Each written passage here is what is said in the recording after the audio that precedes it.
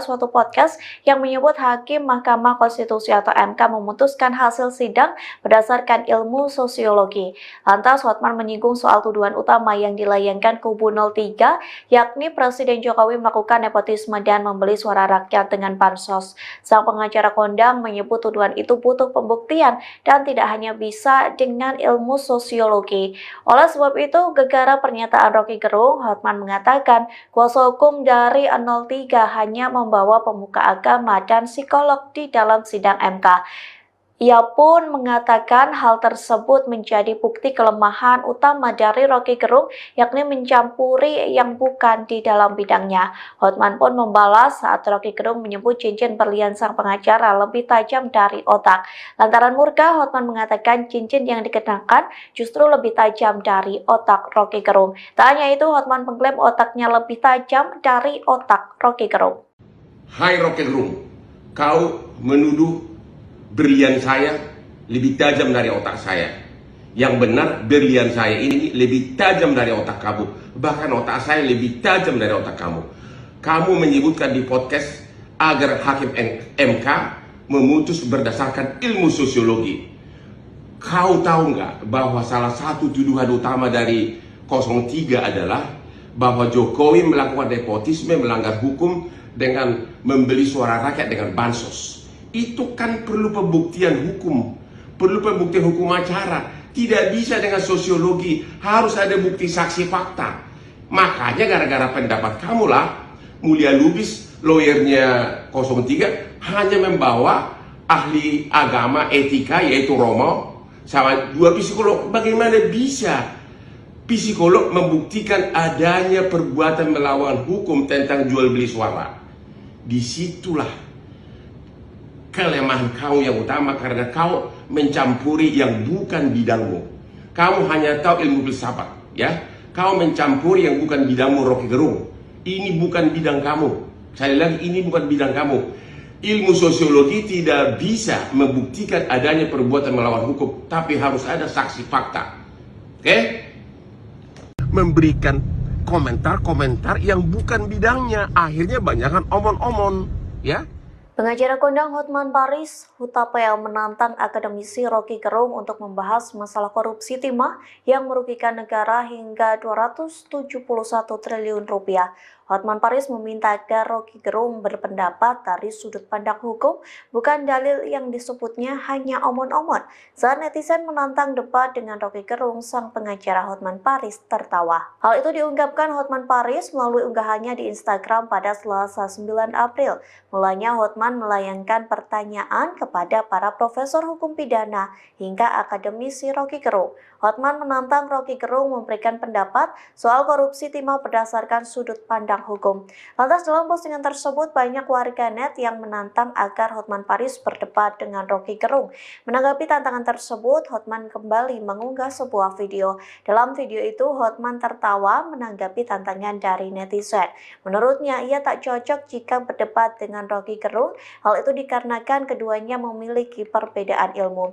Sebagai seorang pengacara bisnis internasional, Hotman mengaku sangat menguasai bidangnya, namun bukan berarti ia menganggap remeh Roky Gerung. Sebaliknya, Hotman mengaku tidak paham soal filsafat layaknya Roky Gerung. Oleh sebab itu, sang pengacara meminta agar Roky Gerung tidak mengomentari hal-hal di luar bidangnya.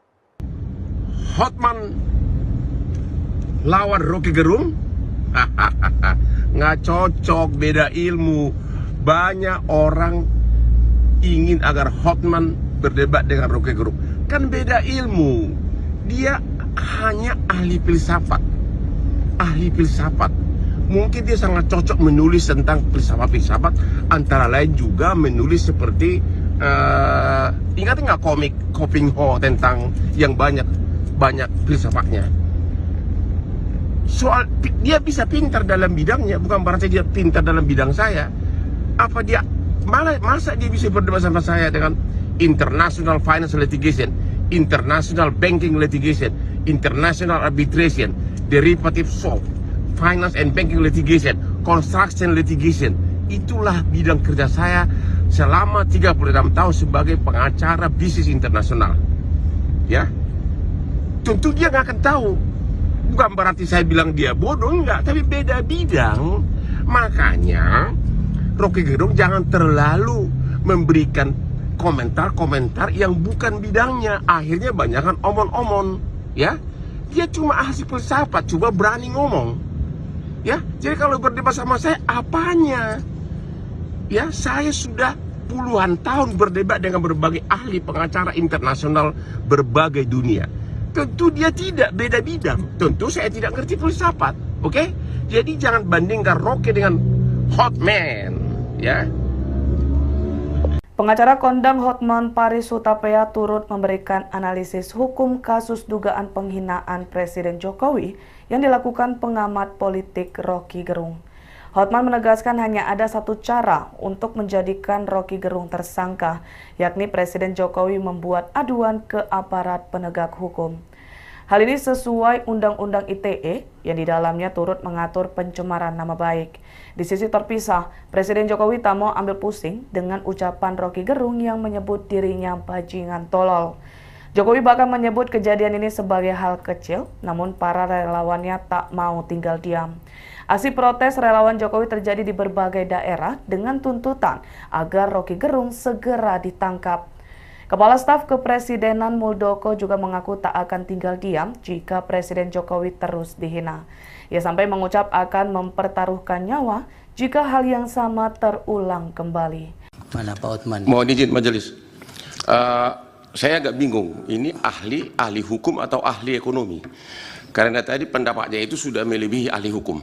Pertanyaan saya, sekiranya pun benar tuduhan Anda, Jokowi melakukan tindak pidana korupsi, Jokowi melakukan pelanggaran undang-undang APBN, Jokowi melanggar tidak minta persetujuan dari DPR. Pertanyaannya, dan oleh karena itulah pemohon mengatakan pemilu dibatalkan dan diulang. Pertanyaannya, apakah MK, Mahkamah Konstitusi, berwenang dalam putusannya menyatakan oleh karena Jokowi melanggar undang-undang korupsi, melanggar undang-undang APBN, melanggar undang-undang bansos, maka pemilu harus dibatalkan dan diulang. Sementara tidak satupun pihak tersebut sebagai pihak dalam perkara ini, baik Jokowi, DPR maupun para menteri. Boleh nggak MK mengatakan itu adalah penyebab harus dibatalkan pemilu? Terima kasih. Baik. Acara kondang Hotman Paris Hutapea murka dan mengecam Ketum PDIP Megawati Soekarno Putri. Amarah itu buntut pernyataan Megawati soal posisi dukungan PDIP ke Jokowi. Hotman mengaku tidak terima atas pernyataan Megawati lantaran Jokowi merupakan kepala negara. Amarah dan kecaman itu disampaikan Hotman melalui akun Instagramnya pada hari ini, Minggu 18 Februari. Hotman mengunggah kompilase video soal Megawati dan Jokowi. Dalam video pertama memperlihatkan pernyataan Megawati soal Jokowi merupakan orang yang kasihan jika tidak ada PDIP. Video kedua memperlihatkan saat Presiden Jokowi duduk di kursi kayu menghadap Megawati yang berada di kursi mewah. Hotman juga menyertakan pidato Jokowi yang mengaku diam saat direndahkan, difitnah hingga dihina. Sementara dalam kolom caption, Hotman mengaku tidak rela terhadap sikap Megawati ke Jokowi. Menurut sang pengacara kondang, Jokowi merupakan kepala negara yang tidak patut diperlakukan demikian. Diketahui Hotman Paris memang merupakan salah satu sosok yang aktif memberikan komentarnya terhadap politik. Ia juga mengarahkan dukungannya terhadap paslon nomor urut 2, yakni Prabowo Gibran. Pak Jokowi ku ngono lho, mentang-mentang.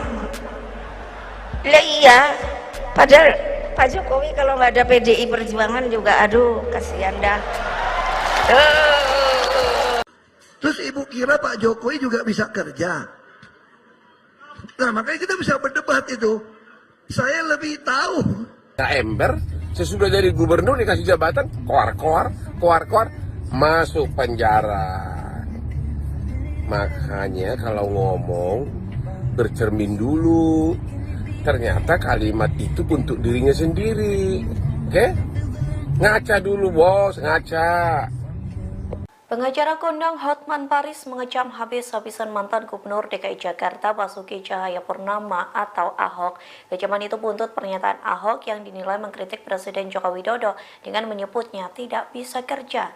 Hotman membela Jokowi dengan menyebut sang presiden bisa mengangkat narapidana menjadi komisaris Pertamina. Hal tersebut disampaikan Hotman Paris melalui akun Instagramnya pada Kamis 8 Februari. Hotman mengunggah potongan video Ahok yang menyebut Jokowi tak bisa bekerja.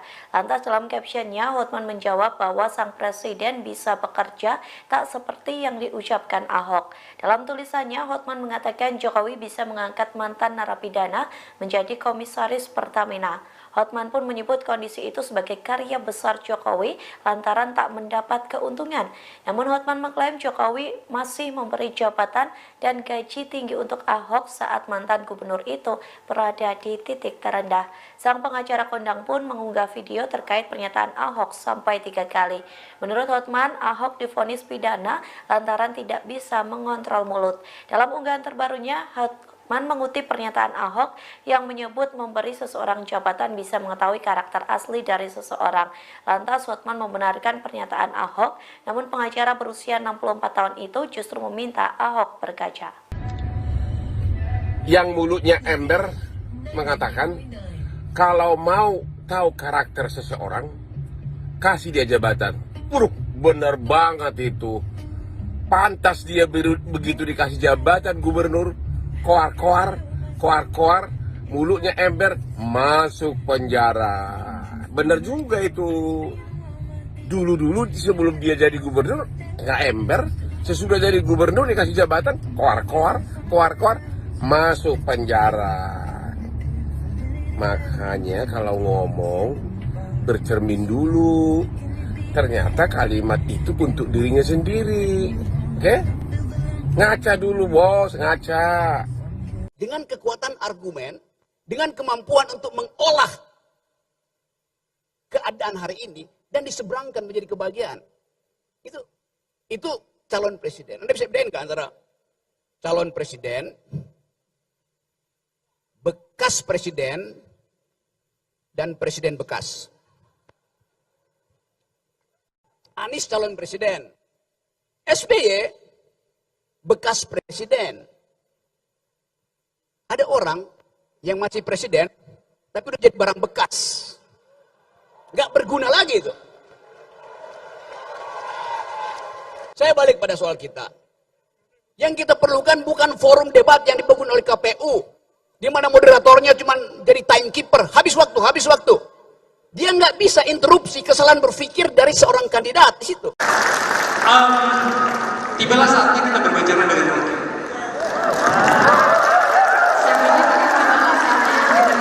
Ya, ini, Prof.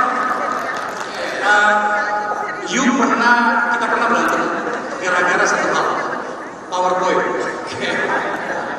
PowerPoint. Iya, dia mengajak saya di salah satu acara televisinya. Sekarang pertanyaan begini, menurut Prof, masih perlukah PowerPoint itu diabaikan atau kita memang harus kembali ke situ ketika kita mendapatkan banyak realitas di mana memang harus jelas identifikasi kita tentang perubahan bangsa. You selama ini selalu berbicara tentang perilaku politik. Tadi Mas Ganjar menjelaskan banyak hal tentang oligarki dan segala macam. Saya hari ini tidak mau berantem dengan karena saya adalah orang. Sekarang berikan kita penjelasan dan kemudian menjelaskan pikiran Mas Ganjar agar kemudian hal-hal yang tidak perlu terjadi ketika menjadi presiden beliau itu memang tidak perlu terjadi. Silakan Bapak. Oke, Akbar Faisal, AFU, Akbar Faisal University.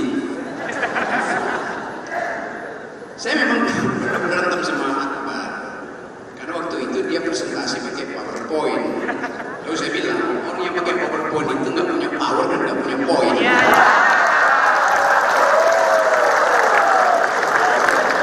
Tapi bagi seorang calon presiden, yang dia ucapkan itu akan jadi arsip negara. Dan itu mesti pakai PowerPoint.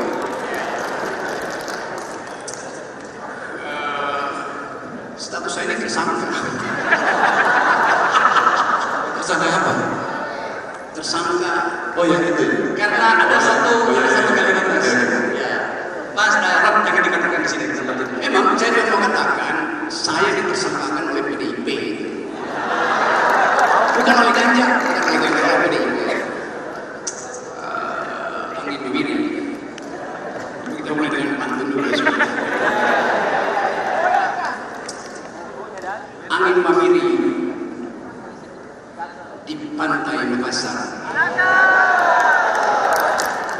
sambil bermain layang-layang.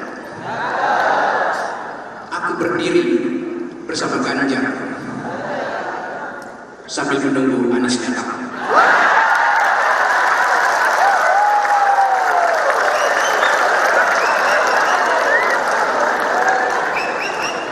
Apa beda UNM dan UGM? Karena saya berkali-kali ditolak di UGM dan diterima di UNM.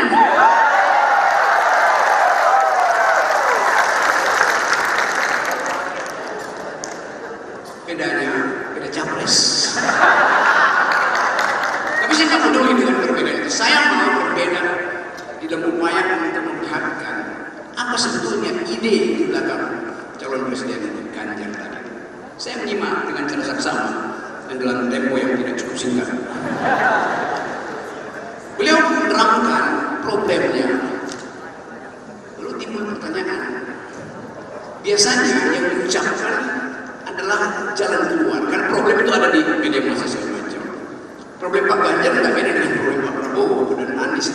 Tapi jalan keluarnya apa? Kan semua problem bangsa ini detail ada di media redaksi. Misalnya, kalau kita mau supaya disability itu menjadi rendah, kalau kita mau penegakan hukum itu naik dari indeks yang tadi, kalau kita mau hak asasi manusia itu dicapkan dari dasar kewarganegaraan bukan oleh negara. Pertanyaannya adalah misalnya, berapa banyak menteri yang harus dididik supaya paham HAM? Bahkan wakil menteri HAM ditangkap. Ya pasti ditangkap. Tapi dia masih diizinkan beredar di UGM sebagai profesor. Sebetulnya begitu dinyatakan tersangka dia mundur dari kegurusan. Itu problem etis kita yang satu. Yang kedua, untuk menghasilkan sebuah ide yang diucapkan oleh Pak Ganjar, ekonomi mesti tumbuh berapa persen? Tax ratio mesti diperbanyak, melebar ke berapa? Kan itu hal yang mesti langsung bisa dijawab gitu kan, supaya kita cek. Kalau katakan dia ekonomi tumbuh 5%, ya pengangguran kita anak muda hari ini ada 60 juta anak muda yang potensi menganggur di 2030. Ekonomi tumbuh 5%, itu artinya 5 kali 400 ribu. Setiap pertumbuhan 1% ekonomi menghasilkan lapangan kerja 400 ribu. 5% itu menghasilkan 2 juta orang. Lalu yang 58 ngapain? Jadi pertanyaan-pertanyaan fundamental ini mesti bisa dijawab. Per hari ini ada 19,7 manusia Indonesia tidur malam dengan perut kosong. Karena tingkat kelaparan di Indonesia paling tinggi di Asia. Per hari ini ada 15,5 juta gangguan mental dan akses pada kesehatan mental hanya 2%. Jadi ini real yang mesti dijawab secara tuntas. Oke, itu soalnya mesti kita olah supaya kita nggak beli kucing dalam karung. Seandainya pun Anda beli kucing dalam karung, nggak usah panik, karena karungnya bolong, udah ketahuan kucingnya apa. Tapi saya mau menghormati satu prinsip yang kita kembangkan hari ini, yaitu tadi kata Pak Nurdin, bertengkar di dalam ini, bertengkar di dalam pikiran. Oke, coba saya skip dulu ini. Saya mau lihat apa pengetahuan Pak Ganjar tentang keunikan Pulau Sulawesi.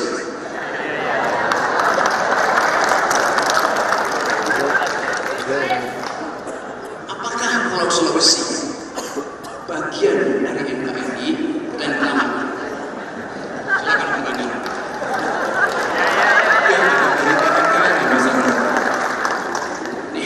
Saya tahu jawabannya seperti itu. Tapi itu jawaban ideologis. Yang saya maksud adalah jawaban ekologis. Pulau Sulawesi dikenal dengan garis Malase. Alfred Russel Malase 1858 menulis satu prinsip bahwa Sulawesi itu bukan bagian dari Indonesia, dia bagian dari Australia secara ekologis. Faunanya beda dengan di barat Kalimantan, dan itu persis lewat di Selat Makassar. Jadi kita mau supaya ada pengetahuan tambahan Secara ideologis, Makassar, Ambon, Papua bagian dari NKRI. Tapi secara ekologis, kita lebih dekat dengan Australia dan lempeng Australia. Itu juga yang menerangkan mungkin mengapa watak-watak orang Indonesia Timur beda dengan watak yang dari Barat. Kan itu yang kita sebut diversity sebelumnya, yang mesti ceplas-ceplos Indonesia Timur itu tidak mungkin diasuransikan pada semacam sopan santun palsu mereka yang ada di Jawa.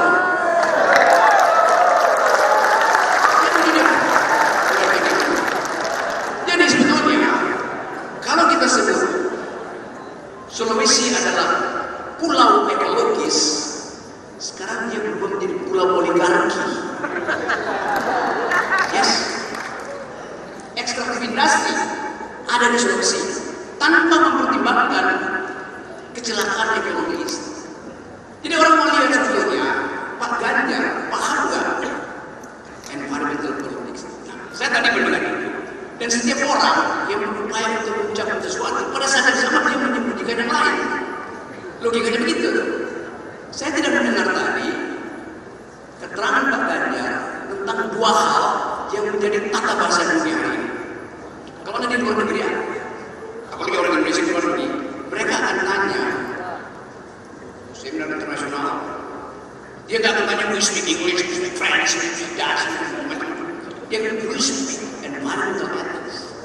Apakah Anda bisa bicara tentang etika lingkungan? Itu adalah grammar dunia. Dan kita tahu bahwa tanggal 30 September nanti Indonesia akan kembali masuk dalam perundingan efek rumah kaca pemanasan bumi di Dubai. Ya, COP28. Ya, COP28, Conference of Parties. Itu forum PBB yang terus mengevaluasi kita. Kita mau, misalnya, kalau saya tanya, apakah Pak Ganjar pro IKN? Karena IKN itu adalah sumber pemanasan global. Pak Jokowi bilang kita pindahkan Jakarta yang tenggelam ke IKN. Kenapa? Bukan karena Jakarta yang panas, tapi planet ini panas. Begitu IKN dipindahin ke Kalimantan, penggalian di Kalimantan justru memotong deregulasi, menimbulkan panas baru. Kalimantan itu dijepit oleh dua panas matahari dan batu bara. Begitu hutan dipotong, panasnya naik. Apa yang terjadi secara planetarium? Panas penggalian IKN di Kalimantan akan menambah panas di Jakarta. Jadi air es akan meleleh di kutub utara, lalu Jakarta tenggelam. Dengan kata lain, IKN itulah yang akan menenggelamkan Jakarta. Kan begitu cara berpikir ekologisnya. Saya explain itu dalam upaya untuk menguji apakah paradigma kita sampai atau tidak. Jadi sekali lagi, silakan komentar secara umum. Saya akan tuntut satu kejelasan berpikir pada semua calon presiden. Anies, Prabowo, semuanya mesti kita uji. Kita kuras otaknya tuh. Ada isinya apa enggak? Terima kasih. Bung Rocky, perasaan tadi kami minta Anda untuk menyampaikan pertanyaan dengan orasi sepihak. Pertanyaannya apa selain Pulau Sulawesi itu bagian dari NKRI? Selain itu apa pertanyaannya? Saya tidak merasa. Saya kasih argumen. Ini bukan korporasi. Semua yang saya terangkan tadi factual based dari situ. Nah, saya ingin seorang calon presiden itu bukan diuji datanya, paradigmanya. Jadi saya terangkan itu. Jadi kalau pertanyaan misalnya, saya tanya dengan gampang misalnya, berapa nilai yang Anda berikan kepada Jokowi dalam soal environmental ethics? Oke, kita dengar dulu nih, Pak Ganjar, monggo.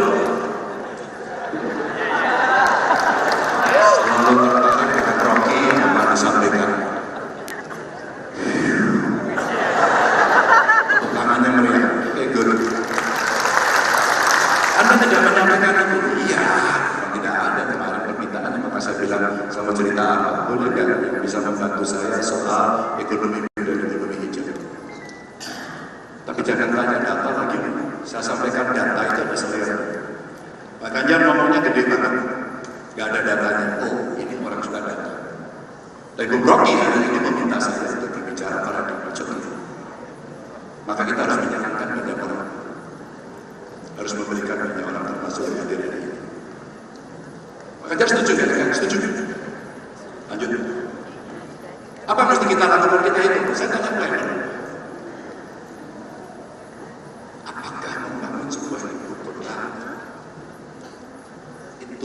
ada syaratnya. Jamnya pasti ada. Apa saja, semua yang ada disampaikan oleh negara. Kondisinya, pembangunnya, ekosistemnya, lingkungannya, maka orang terlibat juga TFS. Terus jadi undang-undang. Maka siapapun yang disumpah di situ akan melaksanakan undang-undang. Kalau masalah begitu. Tinggal kemudian cara. Ada yang menginginkan itu 5 tahun selesai. Saya belum pernah lihat pengalaman pembangunan ibu kota 5 tahun selesai.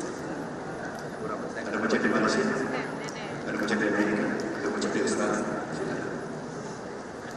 Tentu prasyaratnya akan dilanjut. Dan itulah sebenarnya ketentuan teknis yang mesti dilakukan. Ya di COP besok saat kami ketemu kemarin dengan beberapa orang. Di COP besok itu juru takdir. Apakah Kyoto Protokol harus dilakukan ditaati atau tidak? Apakah pengurangan emisi akan dilakukan? Maka suka tidak suka kami kemudian menghitung. Kalau kemudian kita memenuhi itu semua dan kita akan lebih cepat agar tidak terjadi global warming. Apa yang dilakukan? Ya, transisi dari sini di sini. Boleh ditampilkan? Ya, Mohon dibantu Mas, materi slide-nya Mas Nejar untuk ditampilkan di sini. kita coba menghitung, lagi-lagi angka yang tidak suka saya minta maaf. Ini pernah kita alami. Ini contoh saja. Kalau kita mau melakukan transisi energi, kita membuat satu model.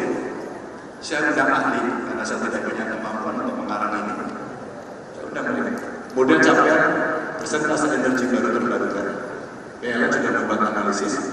Ada air, geothermal, matahari, angin. Yang kemudian orang mengatakan itu lebih hijau, lebih gelap. Makanya, ini pertanyaan kita besar berada. Kan Anda masih pakai coal sekarang untuk energi Anda. Apakah Anda akan berubah? So pasti. Kita sudah sepakat. Tapi kami tidak bisa diganti-ganti seperti maunya orang lain. Karena kami punya itu. Maka teknologinya apakah saja? Oh, kita kerjasama. Ada salah satu proyek umpama yang paling cepat. Ada itu coba untuk mana saja. Ada teknologi namanya motor super vertical. Tapi apakah akan terus-menerus? Tentu ketika kesepakatan lingkungan yang lebih baik, kita komitmen bersama-sama. Oh, ekspor kita terkait dengan batu bara juga keluar. Anda juga menggunakan. Maka kita mencegah dan menggunakan. Selebihnya kemudian kita hitung. Kalau kita menggunakan teknologi yang ada, menggunakan sumber daya energi yang ada, kita mesti memperbaiki, mencegah, mengurangi kerusakan lingkungan. Kita hitung kira-kira nilainya 1.317 triliun. Kemudian saya ambil datanya ke Menkes, ternyata akibat polusi 17,8 triliun. Maaf saya tidak bisa carikan untuk lebih mempermudah visual Bapak Ibu, agar kita bisa paham soal itu. Mari kita lihat, dengan angka segitu kita mau nekat di sana atau kita mau bergeser ke sana? Ketika kita mau bergeser ke sana adalah kita bersenari bagaimana transisi ini dilakukan. Tapi kita mesti meyakinkan masyarakat dan hubungan dengan masyarakat sampai di Indonesia. Kita hitung. Kalau ini kita lakukan dengan bauran energi baru terbarukan, bauran dengan energi fosil, ternyata investasi yang kita butuhkan cukup tinggi, 1.300 triliun. Kita kerjakan sendiri, bisa. Research and development, kami ketemu para peneliti, mereka segaja. Penelitian kami banyak yang bisa dipakai. Bung tapi dan perpustakaan nasional. Kita betul-betul ingin melakukan sebuah keseriusan perbaikan yang ada. Maka dari situ kemudian kita memunculkan bahwa 1.300 triliun transisi energi kita bisa kita siapkan rencananya dengan baik. Lalu apa yang dibutuhkan? SDM yang bagus, orang bekerja, investasi muncul. Apa sih ujungnya? Satu contoh yang tadi Bu Rocky sampaikan, Sulawesi dengan kondisi Balasik menyampaikan mineralnya banyak dan hari ini. Oke, ketika kita menghitung seperti itu, mari kita berkaitan dengan pola ini. Kalau kemudian itu kita kelola, ada nilai tambah yang akan menyelamatkan dalam jangka panjang.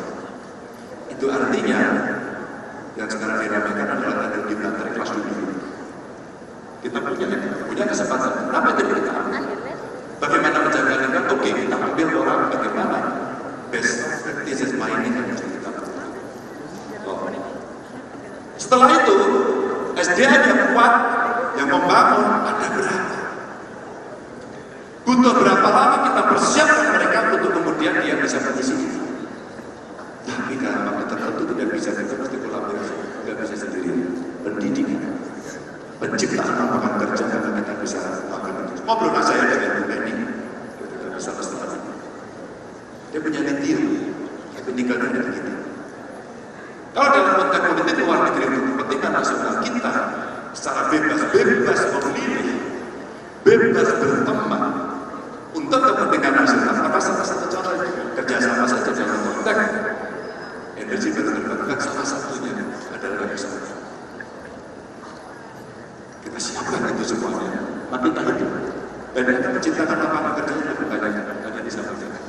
Semua coba kita atur untuk job creation. Potensi lapangan kerja akan terserap menjadi 3,7 juta. Mari kita siapkan dengan baik dan itu butuh masukan. Dan itu artinya butuh skill set. Karena ini lebih detail dan tadi di Indonesia detail. Ya. Mereka yang mengerti teknologi lingkungan, teknologi pangan, data saintis, mereka yang bisa membuat material yang ada. Ini sesuatu lebih tajam dari otak saya. Yang benar, berlian saya ini lebih tajam dari otak kamu. Bahkan otak saya lebih tajam dari otak kamu. Seorang akademisi sekaligus pengamat politik Rocky Gerung menyebut cincin Hotman Paris lebih tajam dari otaknya. Merespon pernyataan tersebut, Hotman Paris murka dan membalas Rocky Gerung. Hotman mengatakan cincinnya lebih tajam dari otak Rocky Gerung. Hal tersebut disampaikan Hotman Paris melalui unggahannya di Instagram pada Senin 15 April. Hotman menyinggung pernyataan Rocky Gerung dalam wawancara suatu podcast yang menyebut Hakim Mahkamah Konstitusi atau MK memutuskan hasil sidang berdasarkan ilmu sosiologi. Lantas Hotman menyinggung soal tuduhan utama yang dilayangkan kubu 03, yakni Presiden Jokowi melakukan nepotisme dan membeli suara rakyat dengan bansos. Sang pengacara kondang menyebut tuduhan itu butuh pembuktian dan tidak hanya bisa dengan ilmu sosiologi. Oleh sebab itu, gegara pernyataan Rocky Gerung, Hotman mengatakan kuasa hukum dari 03 hanya membawa pemuka agama dan psikolog di dalam sidang MK. Ia pun mengatakan hal tersebut menjadi bukti kelemahan utama dari Rocky Gerung, yakni mencampuri yang bukan di dalam bidangnya. Hotman pun membalas saat Rocky Gerung menyebut cincin berlian sang pengacara lebih tajam dari otak. Lantaran murka, Hotman mengatakan cincin yang dikenakan justru lebih tajam dari otak Rocky Gerung. Tak hanya itu, Hotman mengklaim otaknya lebih tajam dari otak Rocky Gerung. Hai Rocky Gerung, kau menuduh berlian saya lebih tajam dari otak saya. Yang benar, berlian saya ini lebih tajam dari otak kamu. Bahkan otak saya lebih tajam dari otak kamu. Kamu menyebutkan di podcast agar Hakim MK memutus berdasarkan ilmu sosiologi. Kau tahu nggak bahwa salah satu tuduhan utama dari 03 adalah bahwa Jokowi melakukan nepotisme, melanggar hukum dengan membeli suara rakyat dengan bansos. Itu kan perlu pembuktian hukum, perlu pembuktian hukum acara. Tidak bisa dengan sosiologi, harus ada bukti saksi fakta. Makanya gara-gara pendapat kamulah, Mulia Lubis, lawyernya 03, hanya membawa ahli agama etika yaitu Romo, sama 2 psikolog. Bagaimana bisa psikolog membuktikan adanya perbuatan melawan hukum tentang jual beli suara? Disitulah kelemahan kau yang utama, karena kau mencampuri yang bukan bidangmu. Kamu hanya tahu ilmu filsafat, ya. Kau mencampuri yang bukan bidangmu, Rocky Gerung. Ini bukan bidang kamu. Sekali lagi, ini bukan bidang kamu. Ilmu sosiologi tidak bisa membuktikan adanya perbuatan melawan hukum, tapi harus ada saksi fakta. Oke? Memberikan komentar-komentar yang bukan bidangnya, akhirnya banyakkan omon-omon, ya. Pengacara kondang Hotman Paris Hutapea menantang akademisi Rocky Gerung untuk membahas masalah korupsi timah yang merugikan negara hingga 271 triliun rupiah.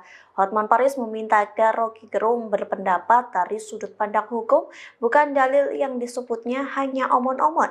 Saat netizen menantang debat dengan Roky Gerung, sang pengacara Hotman Paris tertawa. Hal itu diungkapkan Hotman Paris melalui unggahannya di Instagram pada Selasa 9 April. Mulanya Hotman melayangkan pertanyaan kepada para profesor hukum pidana hingga akademisi Roky Gerung. Hotman menantang Roky Gerung memberikan pendapat soal korupsi timah berdasarkan sudut pandang hukum. Lantas dalam postingan tersebut banyak warganet yang menantang agar Hotman Paris berdebat dengan Roky Gerung. Menanggapi tantangan tersebut, Hotman kembali mengunggah sebuah video. Dalam video itu, Hotman tertawa menanggapi tantangan dari netizen. Menurutnya, ia tak cocok jika berdebat dengan Roky Gerung. Hal itu dikarenakan keduanya memiliki perbedaan ilmu. Sebagai seorang pengacara bisnis internasional, Hotman mengaku sangat menguasai bidangnya, namun bukan berarti ia menganggap remeh Roky Gerung. Sebaliknya, Hotman mengaku tidak paham soal filsafat layaknya Roky Gerung. Oleh sebab itu, sang pengacara meminta agar Roky Gerung tidak mengomentari hal-hal di luar bidangnya. Hotman lawan Roky Gerung? Nggak cocok, beda ilmu. Banyak orang ingin agar Hotman berdebat dengan Roky Gerung. Kan beda ilmu. Dia hanya ahli filsafat. Ahli filsafat. Mungkin dia sangat cocok menulis tentang filsafat-filsafat. Antara lain juga menulis seperti ingat nggak komik Koping Ho tentang yang banyak filsafatnya. Soal dia bisa pintar dalam bidangnya, bukan berarti dia pintar dalam bidang saya. Apa dia masa dia bisa berdebat sama saya dengan international financial litigation, international banking litigation, international arbitration, derivative swap, finance and banking litigation, construction litigation. Itulah bidang kerja saya selama 36 tahun sebagai pengacara bisnis internasional. Ya, tentu dia nggak akan tahu. Bukan berarti saya bilang dia bodoh, enggak, tapi beda bidang. Makanya Roky Gerung jangan terlalu memberikan komentar-komentar yang bukan bidangnya. Akhirnya banyakkan omon-omon, ya. Dia cuma ahli filsafat, coba berani ngomong, ya. Jadi kalau berdebat sama saya, apanya? Ya, saya sudah puluhan tahun berdebat dengan berbagai ahli pengacara internasional berbagai dunia. Tentu dia tidak beda bidang. Tentu saya tidak ngerti filsafat, oke? Jadi jangan bandingkan Roky dengan Hotman, ya. Pengacara kondang Hotman Paris Hutapea turut memberikan analisis hukum kasus dugaan penghinaan Presiden Jokowi yang dilakukan pengamat politik Roky Gerung. Hotman menegaskan hanya ada satu cara untuk menjadikan Roky Gerung tersangka, yakni Presiden Jokowi membuat aduan ke aparat penegak hukum. Hal ini sesuai Undang-Undang ITE yang di dalamnya turut mengatur pencemaran nama baik. Di sisi terpisah, Presiden Jokowi tak mau ambil pusing dengan ucapan Roky Gerung yang menyebut dirinya bajingan tolol. Jokowi bahkan menyebut kejadian ini sebagai hal kecil, namun para relawannya tak mau tinggal diam. Aksi protes relawan Jokowi terjadi di berbagai daerah dengan tuntutan agar Roky Gerung segera ditangkap. Kepala Staf Kepresidenan Muldoko juga mengaku tak akan tinggal diam jika Presiden Jokowi terus dihina. Ia sampai mengucap akan mempertaruhkan nyawa jika hal yang sama terulang kembali. Mana Pak Hotman? Mohon izin majelis. Saya agak bingung, ini ahli hukum atau ahli ekonomi? Karena tadi pendapatnya itu sudah melebihi ahli hukum. Pertanyaan saya, sekiranya pun benar tuduhan Anda, Jokowi melakukan tindak pidana korupsi, Jokowi melakukan pelanggaran undang-undang APBN, Jokowi melanggar tidak minta persetujuan dari DPR. Pertanyaannya, dan oleh karena itulah pemohon mengatakan pemilu dibatalkan dan diulang.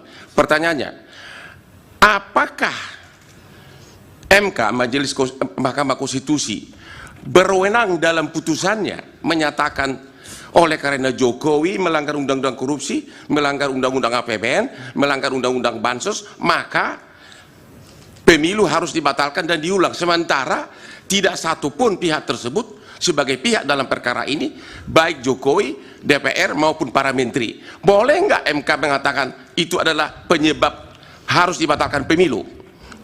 Terima kasih. Baik. Acara kondang Hotman Paris Hutapea murka dan mengecam Ketum PDIP Megawati Soekarno Putri. Amarah itu buntut pernyataan Megawati soal posisi dukungan PDIP ke Jokowi. Hotman mengaku tidak terima atas pernyataan Megawati lantaran Jokowi merupakan kepala negara. Amarah dan kecaman itu disampaikan Hotman melalui akun Instagramnya pada hari ini, Minggu 18 Februari. Hotman mengunggah kompilasi video soal Megawati dan Jokowi. Dalam video pertama memperlihatkan pernyataan Megawati soal Jokowi merupakan orang yang kasihan jika tidak ada PDIP. Video kedua memperlihatkan saat Presiden Jokowi duduk di kursi kayu menghadap Megawati yang berada di kursi mewah. Hotman juga menyertakan pidato Jokowi yang mengaku diam saat direndahkan, difitnah hingga dihina. Sementara dalam kolom caption, Hotman mengaku tidak rela terhadap sikap Megawati ke Jokowi. Menurut sang pengacara kondang, Jokowi merupakan kepala negara yang tidak patut diperlakukan demikian. Diketahui Hotman Paris memang merupakan salah satu sosok yang aktif memberikan komentarnya terhadap politik. Ia juga mengarahkan dukungannya terhadap paslon nomor urut 2, yakni Prabowo Gibran. Pak Jokowi ku ngono lho, mentang-mentang. Lah iya, padahal Pak Jokowi kalau nggak ada PDI Perjuangan juga, aduh kasihan dah. Terus ibu kira Pak Jokowi juga bisa kerja? Nah makanya kita bisa berdebat itu. Saya lebih tahu. Ember sesudah jadi gubernur dikasih jabatan, koar, masuk penjara. Makanya kalau ngomong bercermin dulu. Ternyata kalimat itu untuk dirinya sendiri. Oke? Ngaca dulu bos, ngaca. Pengacara kondang Hotman Paris mengecam habis-habisan mantan Gubernur DKI Jakarta Basuki Cahayapurnama atau Ahok. Kecaman itu buntut pernyataan Ahok yang dinilai mengkritik Presiden Joko Widodo dengan menyebutnya tidak bisa kerja. Hotman membela Jokowi dengan menyebut sang presiden bisa mengangkat narapidana menjadi komisaris Pertamina. Hal tersebut disampaikan Hotman Paris melalui akun Instagramnya pada Kamis 8 Februari. Hotman mengunggah potongan video Ahok yang menyebut Jokowi tak bisa bekerja. Lantas dalam captionnya, Hotman menjawab bahwa sang presiden bisa bekerja tak seperti yang diucapkan Ahok. Dalam tulisannya, Hotman mengatakan Jokowi bisa mengangkat mantan narapidana menjadi komisaris Pertamina. Hotman pun menyebut kondisi itu sebagai karya besar Jokowi lantaran tak mendapat keuntungan. Namun Hotman mengklaim Jokowi masih memberi jabatan dan gaji tinggi untuk Ahok saat mantan gubernur itu berada di titik terendah. Sang pengacara kondang pun mengunggah video terkait pernyataan Ahok sampai 3 kali. Menurut Hotman, Ahok divonis pidana lantaran tidak bisa mengontrol mulut. Dalam unggahan terbarunya, Hotman mengutip pernyataan Ahok yang menyebut memberi seseorang jabatan bisa mengetahui karakter asli dari seseorang. Lantas Hotman membenarkan pernyataan Ahok, namun pengacara berusia 64 tahun itu justru meminta Ahok berkaca. Yang mulutnya ember mengatakan, kalau mau tahu karakter seseorang, kasih dia jabatan. Bener banget itu. Pantas dia begitu dikasih jabatan gubernur, koar, mulutnya ember, masuk penjara. Bener juga itu. Dulu sebelum dia jadi gubernur nggak ember, sesudah jadi gubernur dikasih jabatan, koar, masuk penjara. Makanya kalau ngomong bercermin dulu. Ternyata kalimat itu untuk dirinya sendiri. Oke? Ngaca dulu bos, ngaca. Dengan kekuatan argumen, dengan kemampuan untuk mengolah keadaan hari ini dan diseberangkan menjadi kebahagiaan. Itu calon presiden. Anda bisa bedain kan antara calon presiden, bekas presiden, dan presiden bekas.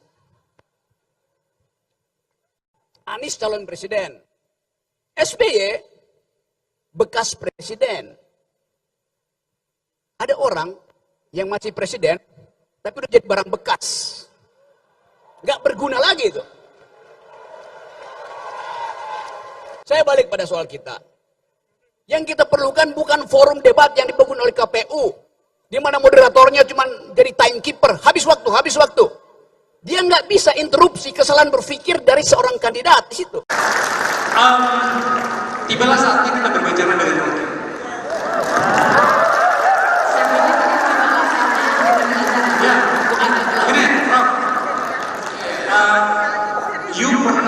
Kita pernah berantem gara-gara satu hal, PowerPoint. PowerPoint. Iya, dia mengajak saya di salah satu acara televisinya ini. Sekarang pertanyaan begini, menurut Rock, masih perlukah PowerPoint itu diabaikan atau kita memang harus kembali ke situ ketika kita mendapatkan banyak realitas di mana memang harus jelas identifikasi kita tentang perubahan bangsa.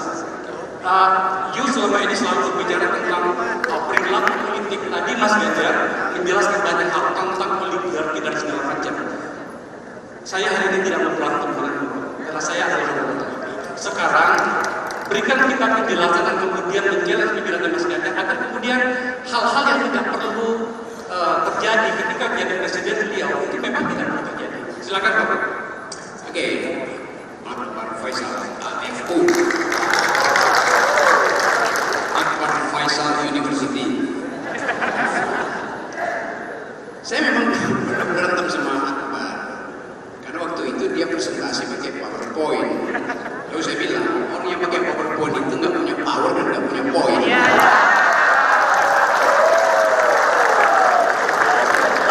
Tapi bagi seorang calon presiden, yang dia ucapkan itu akan jadi arsip negara, kan itu mesti pakai PowerPoint.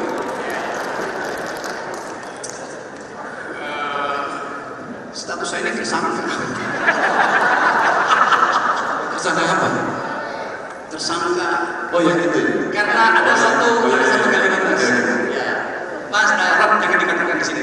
Memang saya juga mau katakan saya ditersangkakan oleh PDIP, bukan oleh Ganjar, oleh PDIP. Angin Mamiri. Kita mulai dengan pantun dulu. Angin Mamiri di pantai Makassar. Sambil bermain layang-layang, aku berdiri bersama Ganjar sambil menunggu Anies datang.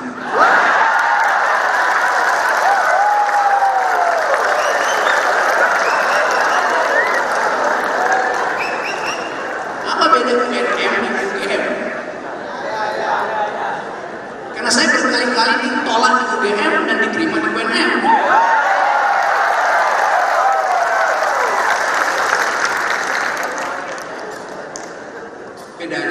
Beda capres. Tapi saya tidak peduli dengan perbedaan itu. Saya mau berbeda di dalam upaya untuk memperlihatkan apa sebetulnya ide di belakang calon presiden Ganjar tadi. Saya menyimak dengan cara saksama dan dalam tempo yang tidak cukup singkat. Beliau menerangkan problemnya. Lalu timbul pertanyaan. Biasanya yang diucapkan adalah jalan keluar. Karena problem itu ada di media massa segala macam. Problem Pak Ganjar tidak beda dengan problem Pak Prabowo dan Anies. Tapi jalan keluarnya apa? Kan semua problem bangsa ini detail ada di media redaksi. Misalnya, kalau kita mau supaya disability itu menjadi rendah, kalau kita mau penegakan hukum itu naik dari indeks yang tadi, kalau kita mau hak asasi manusia itu diucapkan dari dasar kewarganegaraan bukan oleh negara. Pertanyaannya adalah misalnya berapa banyak menteri yang harus dididik supaya paham HAM? Bahkan wakil menteri HAM ditangkap.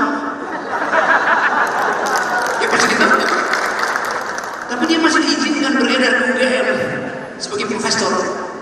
Sebetulnya begitu dinyatakan tersangka dia mundur dari kegurusan. Itu problem etis kita yang satu. Yang kedua, untuk menghasilkan semua ide yang diucapkan oleh Pak Ganjar, ekonomi mesti tumbuh berapa persen? Tax ratio mesti diperbanyak, melebar ke berapa? Kan itu hal yang mesti langsung bisa dijawab supaya kita cek. Kalau katakan dia ekonomi tumbuh 5%, pengangguran kita anak muda hari ini ada 60 juta anak muda yang potensi menganggur di 2030. Ekonomi tumbuh 5%, itu artinya 5 kali 400.000. Setiap pertumbuhan 1% ekonomi menghasilkan lapangan kerja 400.000. 5% itu menghasilkan 2 juta orang. Lalu yang 58 ngapain? Jadi pertanyaan-pertanyaan fundamental ini mesti bisa dijawab.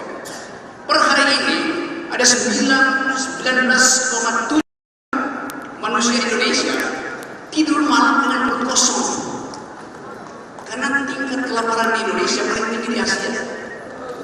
Per hari ini ada 15,5 juta gangguan mental dan akses pada kesehatan mental hanya 2%. Jadi ini real yang mesti dijawab secara tuntas. Oke, itu soalnya yang mesti kita olah supaya kita nggak beli kucing dalam karung. Seandainya pun Anda beli kucing dalam karung, nggak usah panik. Karungnya bolong, udah ketahuan kucingnya apa. Tapi saya mau menghormati satu prinsip yang kita kembangkan ini, yaitu tadi kata Bang Nurdin, bertengkar di dalam ini, bertengkar di dalam pikiran. Oke, coba saya skip dulu ini. Saya mau lihat apa pengetahuan Pak Ganjar tentang keunikan Pulau Sulawesi.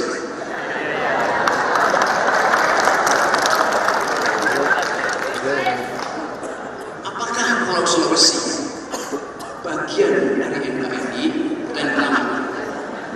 Silakan Pak Ganjar.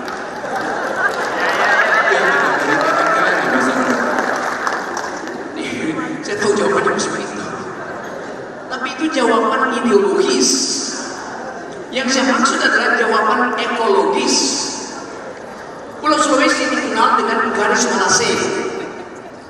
Alfred Russel Wallace 1858 menulis satu prinsip bahwa Sulawesi itu bukan bagian dari Indonesia, dia bagian dari Australia secara ekologis. Faunanya beda dengan di barat Kalimantan, dan itu persis lewat di Selat Makassar. Jadi kita mau supaya ada pengetahuan tambahan secara ideologis. Makassar, Ambon, Papua bagian dari NKRI. Tapi secara ekologis kita lebih dekat dengan Australia, dalam lempeng Australia. Itu juga yang menerangkan mungkin mengapa watak-watak orang Indonesia Timur beda dengan watak yang dari Barat. Kan itu yang kita sebut diversity sebelumnya, yang mesti ceplos Indonesia Timur itu tidak mungkin diasuransikan ada semacam sopan santun palsu mereka yang ada di Jawa.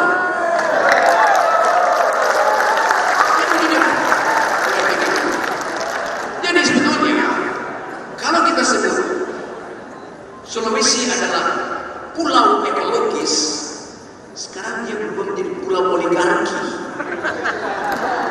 Yes, ekstraktif industri ada di Sulawesi tanpa mempertimbangkan kecelakaan ekologis.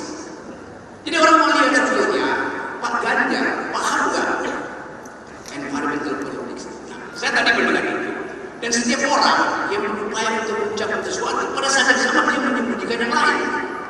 Logikanya begitu. Saya tidak mendengar tadi keterangan Pak Ganjar tentang dua hal yang menjadi tata bahasa dunia ini. Kalau nanti di luar negeri, apalagi orang Indonesia di luar negeri, mereka akan tanya seminar internasional. Dia nggak akan tanya, we speak English, we speak French, we speak Dutch, dia akan we speak environmental ethics. Apakah Anda bisa bicara tentang etika lingkungan? Itu adalah grammar dunia. Dan kita tahu bahwa tanggal 30 September nanti Indonesia akan kembali masuk ke perundingan efek rumah kaca pemanasan bumi di Dubai. Ya, COP28. Ya, COP28, Conference of Parties. Itu forum PBB yang terus mengevaluasi kita. Kita mau misalnya, kalau saya tanya apakah Pak Ganjar pro IKN? Karena IKN itu adalah sumber pemanasan global. Pak Jokowi bilang kita pindahkan Jakarta yang tenggelam ke IKN. Kenapa? Bukan karena Jakarta yang panas, tapi planet ini panas. Begitu IKN dipindahin ke Kalimantan, penggalian di Kalimantan justru memotong deforestation, menimbulkan panas baru. Kalimantan itu dijepit oleh dua panas matahari dan batu bara. Begitu hutan dipotong, panasnya naik. Apa yang terjadi setelah planetari itu? Panas penggalian IKN di Kalimantan akan menambah panas di Jakarta. Jadi air es akan meleleh di kutub utara, lalu Jakarta tenggelam. Dengan kata lain, IKN itulah yang akan menenggelamkan Jakarta. Kan begitu kan berpikir ekologis ya. Saya explain itu dalam upaya untuk menguji apakah paradigma kita sampai atau tidak. Jadi sekali lagi, silakan komentar secara umum. Saya akan tuntut satu kejelasan berpikir pada semua calon presiden. Anies, Prabowo, semuanya mesti kita uji. Kita kuras otaknya tuh. Ada isinya apa enggak? Terima kasih.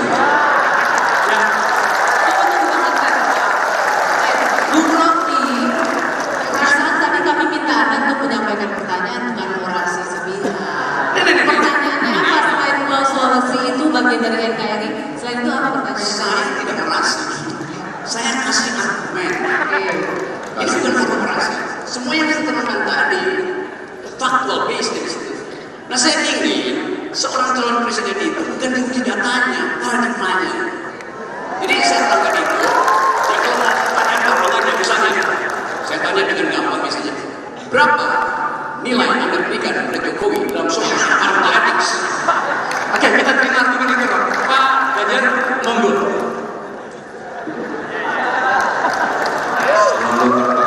Rocky dapat disampaikan. Tangannya meriah. Good. Anda tidak menyampaikan itu? Iya. Tidak ada kemarin permintaannya, maka saya bilang sama cerita apa? Boleh nggak yang bisa membantu saya soal ekonomi muda dan ekonomi hijau? Tapi jangan tanya data lagi. Saya sampaikan data itu ada selera. Pak Ganjar ngomongnya gede banget. Nggak ada datanya. Oh, ini orang suka data. Tapi Bung Rocky hari ini meminta saya untuk berbicara paradigma Jokowi. Maka kita harus menyenangkan banyak orang. Harus memberikan banyak orang termasuk yang hadir hari ini. Pak Ganjar setuju nggak? Setuju. Lanjut. Apa yang mesti kita lakukan kita itu? Saya tanya plan. Apakah membangun sebuah ibu kota itu ada syaratnya? Jawabnya pasti ada. Apa saja? Semua yang ada disampaikan oleh Bung. Kondisinya, pembangunnya, ekosistemnya, lingkungannya, maka orang juga juga TFS. Terus jadi undang-undang. Maka siapapun yang disumpah di situ akan melaksanakan undang-undang. Kalau misalnya begitu. Tinggal kemudian cara. Ada yang menginginkan itu 5 tahun selesai. Saya belum pernah lihat pengalaman membangun ibu kota 5 tahun selesai. Ada macam di Malaysia, ada macam di Amerika, ada macam di Australia. Tentu prasyaratnya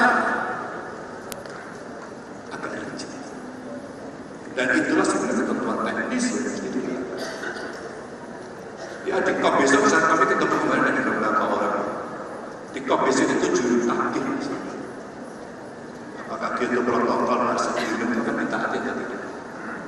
Apakah pengurangan emisi akan dilakukan atau tidak?